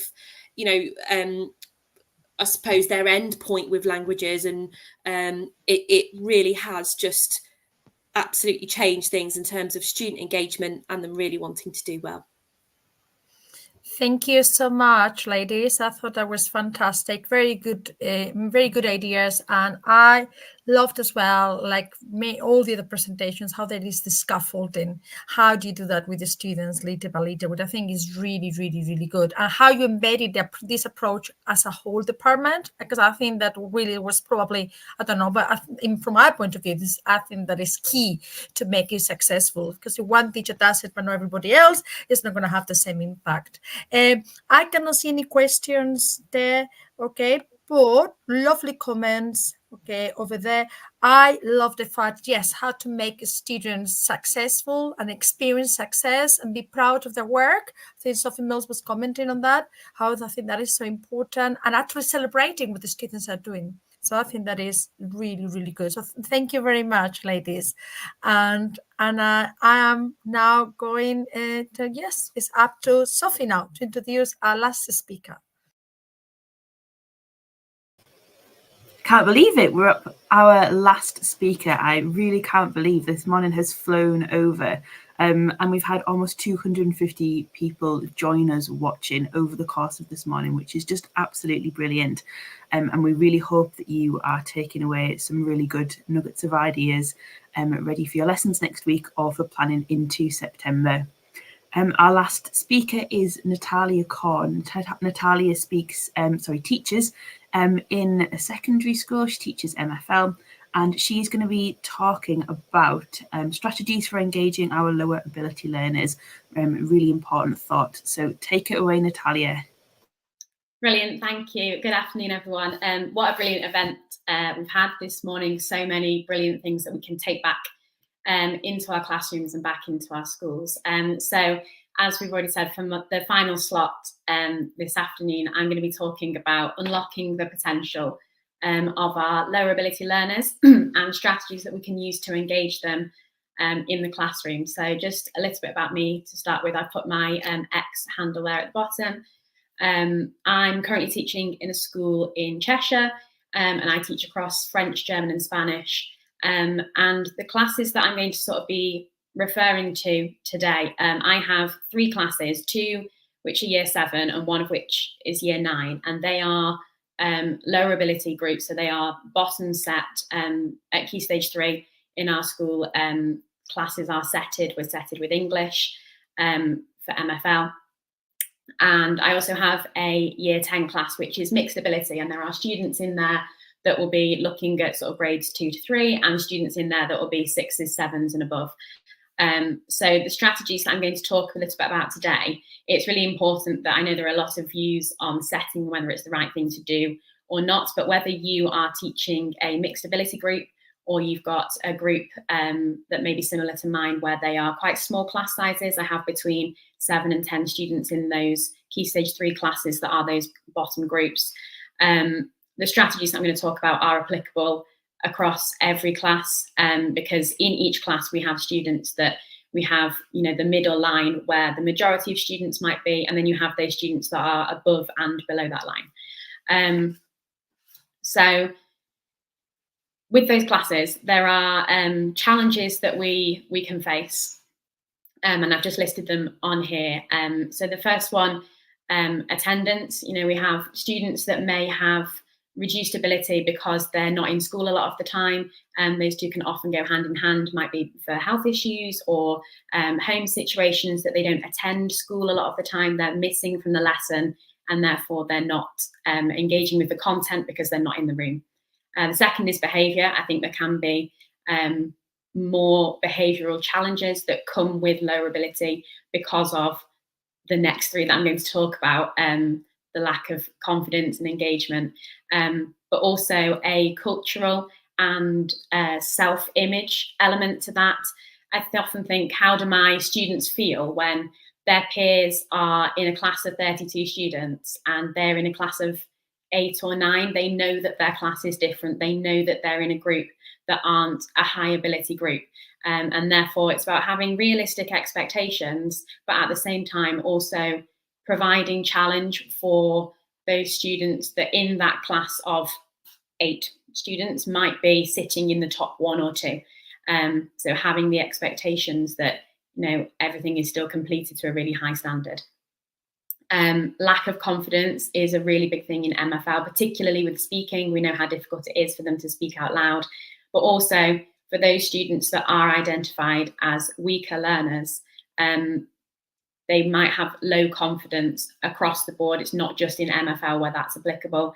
They may have the belief that it's better to not try than to try and fail, because that's the culture that they're used to, and they don't want to put themselves out there when they know that often failure is what they come up against. And as a result of that, they then shut down, they shy away, and that produces a lack of engagement.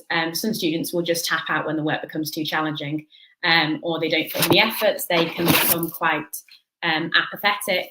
And it's really important that we try and capture them and we keep them in a really good place, because we often see them in year 7 when they arrive, and they're bright-eyed and they're bushy-tailed and they're really wanting to engage with language learning because it's new and it's something that they might not have done at primary school, or if they have done a language, the language offered at secondary may be different. So it's a new experience for them. When they come to years 8 and 9, particularly if you're not teaching in an EBAC setting where the language learning is compulsory all the way through to GCSE, we can begin to lose those learners because they think, what's the point? I'm not going to take it for GCSE, so why do I need to learn it? I don't need to be in this lesson. Often things that we end up hearing. So it's about keeping them before we lose the engagement and before it becomes really challenging to try and claw that back. So having looked at those challenges, focusing on the positive element and how do we engage all students, but particularly those that are low prior attainers. And so the things that I want to look at today are relationships, retrieval, thinking time, positive praise, being explicit, and of course, having fun. So if we look to relationships, then I think relationships are really key. We know that if we don't build those effective relationships with our students, then students are less likely to engage and effective learning is less likely to take place. And behaviour can sometimes challenge our ability to maintain those relationships with our students. But if we are ensuring that our students feel valued, then they feel like they have a place in our classroom. And it might just be, having that 30-second conversation with them at the beginning of the lesson that that they're interested in football, or they might have played on the school's football team in the previous night, and that they've done that. And you say, oh, how was the match last night? You're engaging with that student on a different level that's not just about work. It's a more personal level. And it makes them feel seen and they're heard and they are valued. And I think they are the 3 most important things that we can make our students feel seen and heard and valued, so that they know that they're important and that they have a place. Fostering an environment where the students feel relaxed and they feel safe. So at our school, we meet and greet on the door. We greet them in the target language. I can't tell you what a delight it is to have year 9 boys walking through my door on a Tuesday morning and they're going, "Guten Morgen," as I say it to them and they're saying it back to me.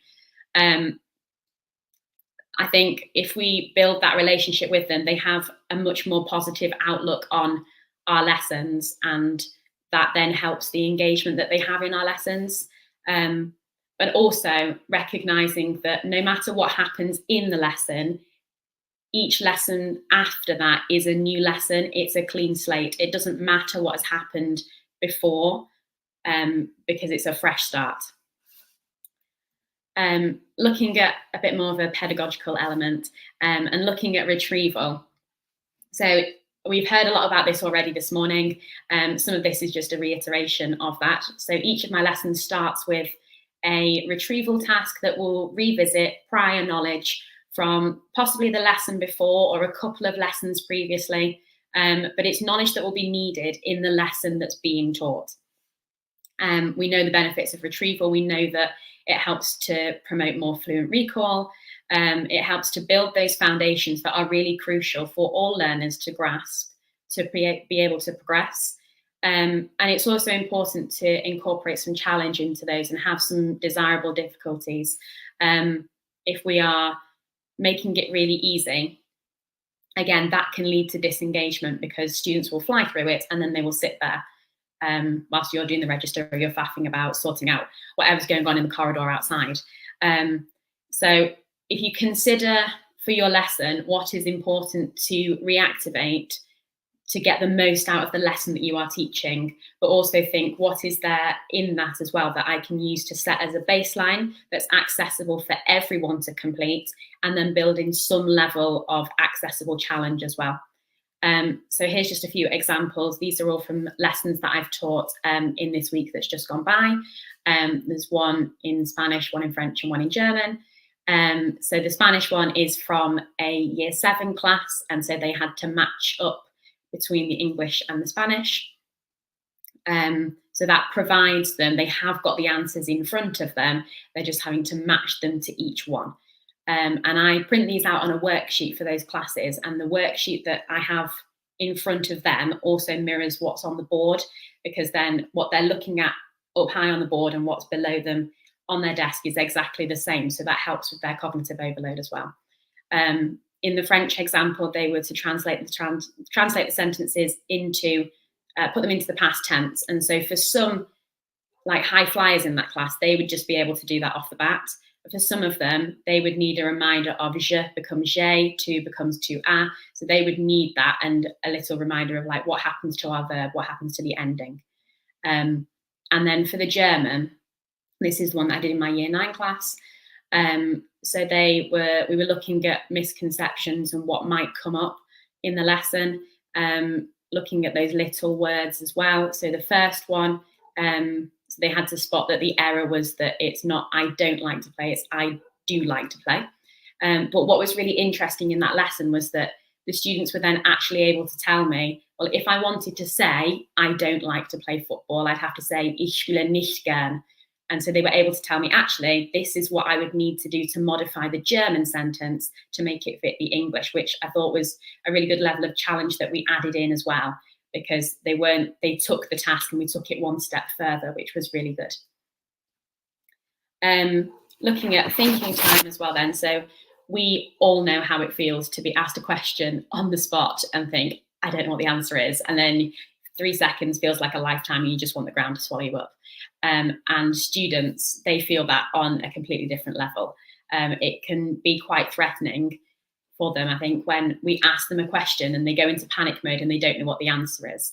If we are scaffolding for them and we take them through the process of I do, you do, we do, we've gone through all of that, we've given them loads of examples for them, and then we ask a question to the room. So to not pick somebody out by name, first of all, but to ask the question, leave a bit of time, and then ask one student in particular. So they don't know who it's going to be, but you've given every single student in that room time to think. When they then come to give the answer, they've had time to maybe glance down at what's in front of them because they've just done that exercise and they're giving out the answers to that. Or it might be something that came up in the retrieval starter that they can refer back to help them answer the question. So there's the expectation that they do need to have an answer, but it reduces the threat of you don't have to, it's not being given immediately. You have got time to look for that. And then that helps build their confidence and it puts them in a much better position to actually be able to give an answer rather than panicking, which will then sometimes lead to the disengagement because they think, I don't know how to do it, so I won't bother answering. Looking at positive praise as well. So our school is really big on positive praise, building students up, encouraging them, criticising an individual and pointing out behaviour that's not desirable highlights that the behaviour is not desirable, and it highlights that one particular student. Instead, if we're pointing out the behaviour that we want to see, that has such a powerful ability to shape the behaviour that we want to have in our classrooms. You know, we are quite in control of what the weather is like in our classrooms. If we want a stormy classroom where, you know, we're emphasising the things that we don't want to see, or if we are praising the whole class and setting that tone and dictating that atmosphere, and also that sets the environment that makes students feel more relaxed, more at ease, which in turn helps with the confidence. I think a lot of students as well who may be low ability go through the day being told, you've not done this, you've not done that, that's not how I wanted you to do this, that's not up to the standard that I expect. If they're going to 5 lessons a day and they're hearing the same thing all the time, if you think about the impact that that gradually has on them over time, by giving them just some positive praise and uplifting them, that really can make a difference to that student's day. And it only takes a few seconds out of our time to do that, but the benefits that it has in the long term are really worth it. Looking at being explicit as well is something that I've definitely found this year, and really working on giving explanations and how to break it down and make it so that it's really clear, really concise, and really accessible for all students in the room.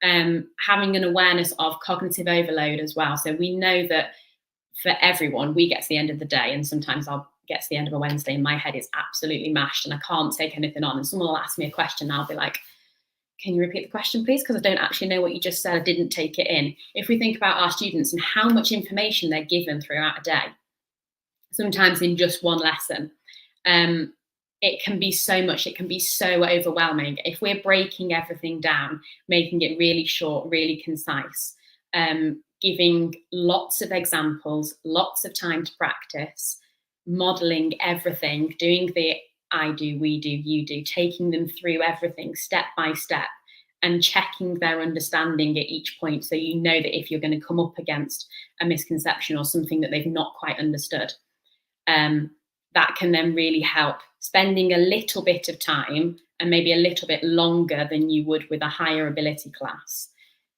to do that and go through those steps has benefits in the long term, because you'll find that you don't have to go back and reteach a lot of things that if you have flown through it and they've not grasped it, you're going to have to spend time every lesson going back through it until they've eventually got it.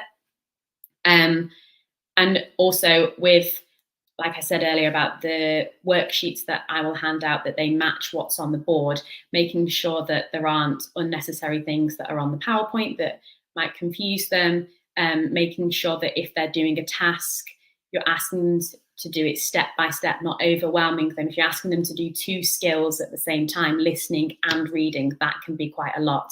Is there a way that it can be adapted so that they do a listening part first and a reading part second, rather than having to use 2 skills at one time?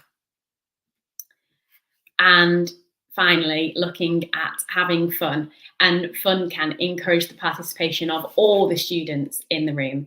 And I've got an example that I'm going to give in just a second, but I've often found that balancing, what the students need to learn in that hour that you've got with them, or over a scheme of lessons, and balancing that with their capabilities and what's realistic for them to take on in the time that you've got with them, can be quite tricky. And there are lots of different styles of tasks. We've seen so many different styles of tasks this morning that are really wonderful ideas and that will be really useful to go back and implement. It adds that variety, because I think sometimes we can get used to, we've been given or we've found a way that works with a particular class, and it can be really easy to get stuck in doing the same thing all the time, because we know that it works, because it's comfortable, because it's easy to go to. But we need the variety just as much as the students do. And whilst I do agree that routine is really helpful and having the same things, varying it sometimes can just break it up a little bit. And with those that can be disengaged quite easily, games can help bring out some healthy competition. And for the lower ability learners, that can be really positive in that sometimes they're learning without actually realizing that they're learning. So this is just an example of a game that I did with my Year 7 German group. So I saw them on Monday and Tuesday this week. And at the end of the lesson on Monday, I told them that we would have a game if we managed to finish all the work that we needed to do. And so we had this at the end of the lesson, and we played 4 in a row. We didn't quite get to finish the game because it did take them quite a while to work out what some of the phrases needed to be. So they had the German, like you can see on the slide there, and they had to tell me what the English was. And I did give them like a 10-second countdown. So they had to work as a team, and there were 6 in the room at the time. So they had 3 on each team. And I also have a couple of learning support assistants with me for that. So there was 1 on each team, and it was quite funny looking at how competitive the learning assistant were as well as the students. And I think there was probably an equal level of competition going on there. But because we didn't quite finish, I said to them, don't worry, I'll save where we're up to. I'll take a picture of it and I'll put it onto the PowerPoint for tomorrow's lesson. And then when I saw some of them on the Tuesday, and I saw them in the corridor before our lesson after lunch, and 2 of the boys in the class were talking to each other, trying to remember what was on the slide and what had they translated and what did they need to translate to win the game, and what tactics could they put in place to block the other team. So I think having those elements of fun, like they were obviously looking forward to the lesson, probably because of the game and not so much the content that we were going to learn, but it all helps with engaging them and being able to keep them in that really good place so that they are more likely to want to engage with the things that we're taking them through. So finally, just to finish off, 3 key takeaways that I think are really important. We've heard the phrase less is more quite a lot this morning, so there it is again, but it is really true that less is more, and they don't need lots of different styles of activities. They don't need so much content that they're going to be completely overwhelmed by it. Giving short explanations, new content in really small chunks, it all leads to a reduction in cognitive overload, which is far more beneficial for the entire hour or however long your lesson might be with them, if you're able to retain them for that hour rather than losing them within the first 15-20 minutes. Having high expectations, students are still expected to complete work to the same standard as others, no matter their ability. Same students, same standards. We should have the same standards across the board. If homework is an expectation, it's expected that it's completed. If you have presentation standards that are expected, it's expected that we keep to them. They're not treated any differently. And finally, building the confidence of and relationships with our students, because that little conversation that you can have with a student can go a really long way in terms of their day. It makes us feel positive that we've had that interaction, but it really helps them in terms of the big picture of their day at school and their life at school. If they've got a lesson on their timetable that they're looking forward to, they're more likely to come in with that positive outlook and the way that they're going to engage with that, and the benefits that has in the long term. So that's me, and I will hand back to the presenter team. Thank you. Thanks, Natalia. That was great. It sounds like your school is very similar to mine in terms of your student body and the things that you put in place. So lots of what you said resonated a lot with me as well. Thank you very much for presenting for us today. That was brilliant. Right, back to Hannah. Yeah, thank you very much. We've got one last presenter. I know Sophie just said Natalia was our last one. However, Ruth Bravo has had some technical issues this morning. She was due to present at 11 o'clock and hasn't been able to join the live stream until now. Ruth, I'm hoping this is going to work, so I'm going to add you to the live stream and fingers crossed it works. Ruth is joining us now, and she's an experienced native teacher and head of Spanish at her school, and also teaches A-level film and literature. She's going to be talking to us today about how to manage SMART targets effectively to reduce your workload, create a response culture, and maximize your impact in developing students' writing skills. So I'll just add your slides to the stream, and that should work. So over to you. Thank you, Hannah. I'm going to try to be as brief as possible because obviously we're all very hungry by now. And what I would like to talk to you about today is how to create a response culture, and particularly around improving writing skills and reducing the workload, which everybody welcomes, that kind of particular aspect. We do spend a lot of time marking, and we shouldn't really perceive marking as a waste of time, because it isn't.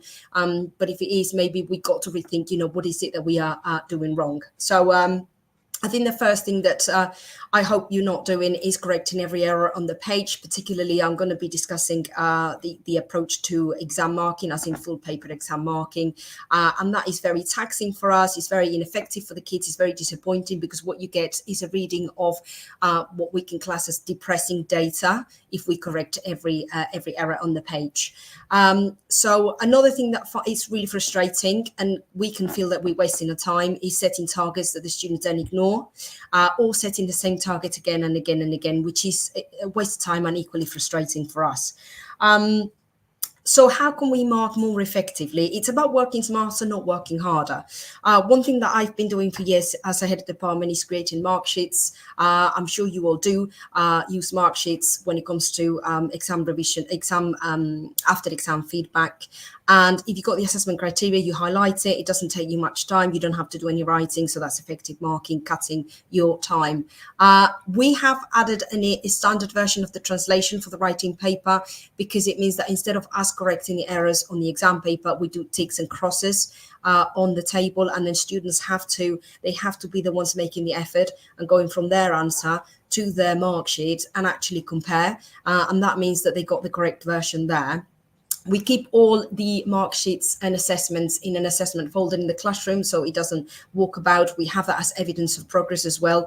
So if we've got like any kind of departmental monitoring review, that is very handy. We also use them for intervention and clinics. So the students come to us, the folder comes out, and we work on that folder. We work on a specific piece. Also, we only correct really, really big errors that we feel students cannot fix themselves. So this is what one looks like. It is a mark sheet that speeds marking. So on the left-hand side, you have the assessment criteria. I just circled the number. On the right-hand side, we have the grade boundaries at the top, because it helps the student track how far they are from the next level. It is quite motivational. The translation model answer is there, as you can see, with ticks and crosses. And we do have a section for positive feedback, and we have a section for targets that I will touch in further depth going forward. So what the students need is opportunities to act on errors, and they need opportunities to set targets, both receive targets that we set as the expert in the room and the professional person in the room, but also eventually we hope that they can set their own targets by reading our marking. So any errors highlighted, students have got to address themselves. Particularly, we are dealing with minor errors like accents or gender agreements or word order. Provide a bit of lesson time for that self-correction. That's going to develop their self-efficacy.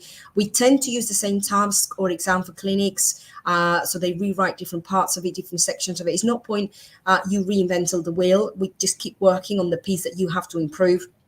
And the errors need to kind of become your signpost to identify very specific smart targets. So a general target is add more past and add more time phrases. That is helpful to an extent, but if you make it really, really specific and measurable, then you would be more successful. So learn 5 irregular verbs in the prep to write and then add 3 to your writing is a little bit more specific, and learn 7 time phrases in future, but add 3 into your writing. It's going to be, it's just going to create that better context for them. One of the biggest barriers to academic progress is that even when students know what to improve, they don't necessarily know how to improve it. And in the words of Dylan William, it's like telling an unsuccessful comedian to be funnier, which is an accurate comment, but it's not particularly helpful advice. What the positive comments are is the fuel. That's going to be the motivation that's going to drive your student forward, because they've done all those really, really good things. And we shouldn't focus only on the errors. So I do force myself. I mean, there is an imbalance. Clearly, if you look, the fuel is not as big as the roadmap that the student has ahead to focus on and meet those targets. But it is good practice to remind them of those 2 things and have a bit of a balance. So I'm touching really lightly on Hattie and Timberley's model of feedback, and what we need to move away is us making all the effort. Because school has become a place where students come to watch teachers work, and that needs to be reversed.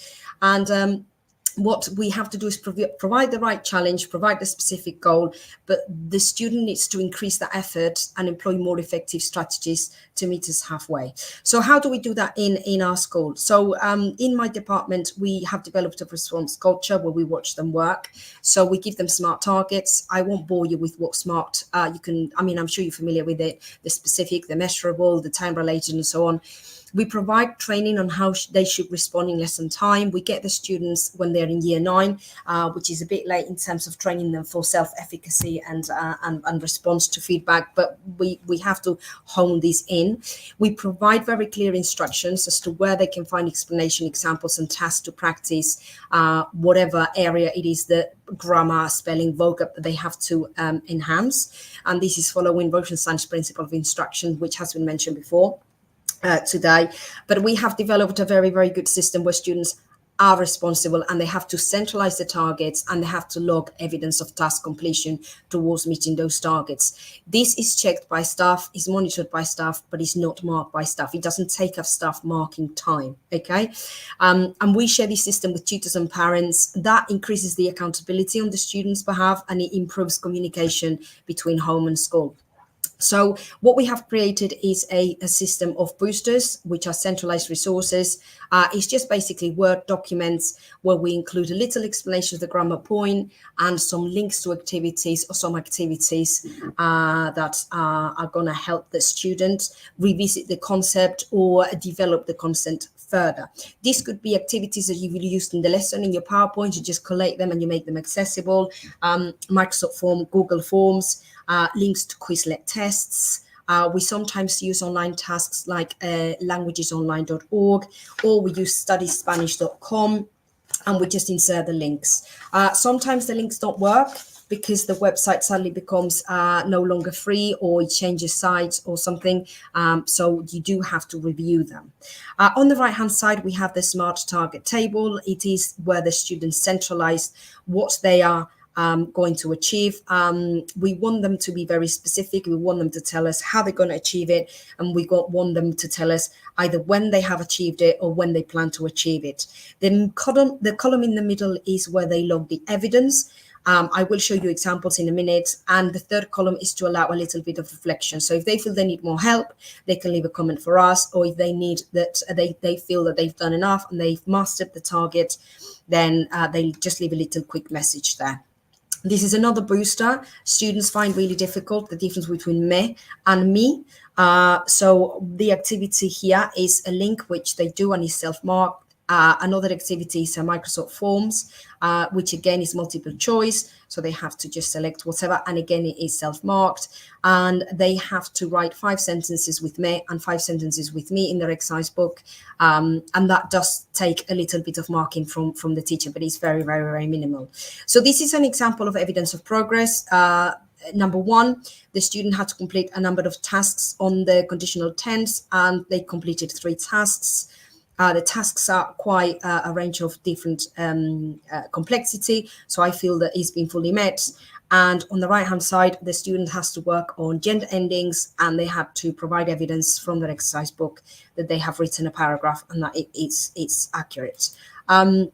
This particular student was really struggling with the phrases. So he's gone off, done a little Quizlet, done a little gut feel activity. And I really like his reflection because it says Miles and I also tested each other on the vocabulary sheet. So it's really nice that they're using this as kind of a login of what they're doing, which is not just them on the computer or then on the book. They actually are involving and working with another students. So that is really, really empowering.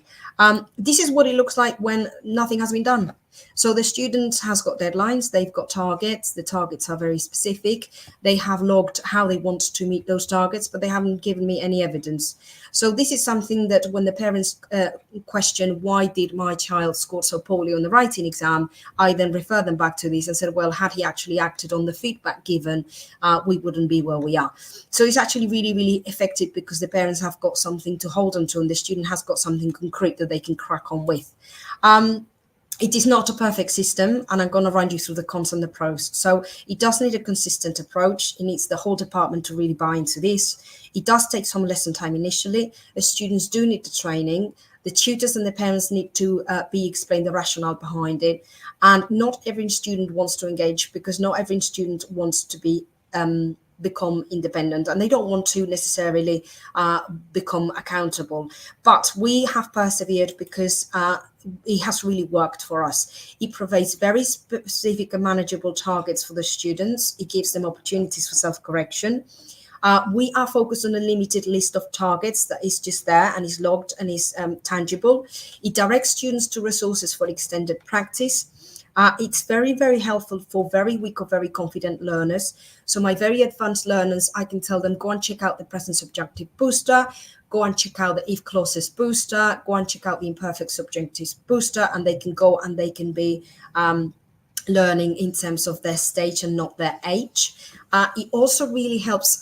It was really interesting, the talk about absent students, because giving them access to this kind of document or booster, or whichever way you want to call the method, means that when a student has missed a lesson on a particular concept, they can go and access it at their own time. Very useful if you have a student that joins halfway through the year and you have to make time to kind of help him get to speed or help her get to speed with where you are.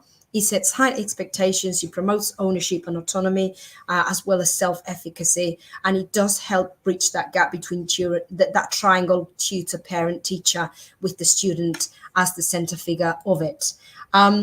So we feel that it's been very, very powerful. It activates students as owners of their own learning, and it helps us watch them grow. And we can't really praise them when they go above and beyond and they really focus on their targets. I find that some of my students, we started doing this before lockdown. It helped them through lockdown. And I've had a student coming back from university and she says, Miss, I still use that smart target table for all of my subjects because it helps me focus and it gives me that sense of direction. So I've got, in the resources that will be shared, I've got some food for thought, some quotes that have really driven my rationale behind what we do, and they've kind of validated that what we do is a good thing to do. And some recommended readings. I'm about to finish my chartered status program, so a lot of this stuff has come up from that. There's some really good research out there that people can read and tap into, and I hope that you have found it really useful. Thank you very much, Ruth. That's really useful and lots to think about there. We've got one question in the chat about teacher workload in terms of, obviously, the whole purpose of what you've spoken about there is to reduce teacher workload. But in terms of creating the boosters, it does take time. Yes, I've got to say it. A lot of it we just tend to like copy and paste activities that we already do in the lesson, or we tend to copy and paste like grammar explanations from. You could scan a textbook and just provide snippets. Basically, we tend to divvy up the different topics, the different tenses, or the different grammar points. We just divvy it up, and every week we try to add one to the list.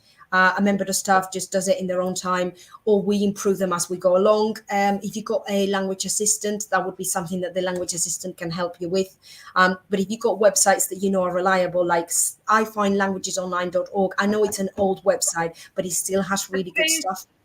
Sorry to interrupt. So I just because we're against time there, I suppose in terms of the time you spend creating the boosters then saves time further down the line as well, doesn't it? So links to Quizlet, or MFL Magic, or whatever website works. I'm really sorry, Ruth. I'm going to have to stop you there because we need to move on. I just don't want the stream to end, so I'm really sorry to interrupt you there. But thank you and apologies for the technical issues. I know you've been sat waiting since 11 o'clock to join and you weren't able to join, so I'm really sorry. Thank you very much. That was really helpful. I'm going to bring the rest of the team online now. Tom, sorry, I've already added you. Sophie there. Adam is there. I'm just going to bring everyone on because Esmeralda's had to leave because we were due to finish at 1 o'clock, and unfortunately she's had to leave us, so she's not able to be here for the end. But I just wanted to thank all of you for joining and giving up your morning to join live.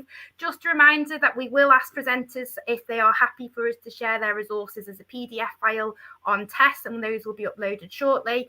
Also, automatically at the end of this event, the recording will then be processed and uploaded, so you'll get that that straight away. So using the same link, you'll be able to access that just once it's processed and everything. So you'll have access to that if you've signed up using the exact same link as you've accessed today. Tom, I'll hand over to you quickly before I close. Yeah, just to say a number of thank yous. So the first one is to everybody for attending today. I hope you've enjoyed the event. Huge shout out to the team organising it. Obviously, Sophie, Hannah, Esmeralda, Adam. Obviously, Adam, just to let everyone know, is going to be stepping down from the team as of today, which we're all obviously very gutted about, because Adam has been sensational in terms of the work he's put in terms of developing this MFL community that we have via Teachers Talk Radio, and just being able to connect so many people together from the MFL community. So a huge thanks from me to Adam, just from a TTR perspective, but I'm sure everybody in the MFL community, even more so, is going to be really appreciative of everything Adam has done for the MFL community through these events. If you've ever attended one of our face-to-face events, you'll know that. I know that Adam will probably say a word in a minute, but if not, we've got an amazing team here. So leaving it in really a great position, but we're obviously all gutted, and keep in touch, Adam. Like, just a huge thank you. Obviously, I think what people don't realize is no matter what that goes in the background, and I always think of Hannah. Hannah's just been like an absolute crutch in terms of we work together so well, and just seeing you grow as a leader, and those qualities, like from when I started with the team, has just been something really, really special to see. And having Esmeralda as well rally us on, it's just been a really, really fantastic group. And obviously, Sophie, like, you're going to be incredible. Like, really, really looking forward to having you on the team. Like, you'll support Hannah as well, but also having like that Microsoft Word paperclip Tom in the background just popping up out of nowhere. Have you got an issue? Yes, we have. It's just been a really, really nice little community, and I won't be far away. It's obviously it's personal reasons that I'm standing down, but it's also just amazing to give somebody else that capacity, that opportunity to stand up. And I'm sure, Sophie, you'll absolutely smash it. So all my very best, and just, yeah, I'll be in touch. Thanks, Adam. We'll really miss you, and we're gutted that you're stepping down. But we wish you the best of luck in the future, and you'll be missed, but we hope you'll keep in touch.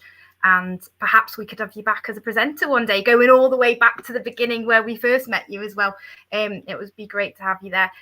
Thank you, everyone, for all the comments. There's loads of comments coming through here, and I'm just trying to put as many on the screen as we can as we're going through. As you can see there, 300 viewers today, live. That's live views as we've been going through the event, and I think that's outstanding on a Saturday morning at busy point in the term as well. So thank you to everyone.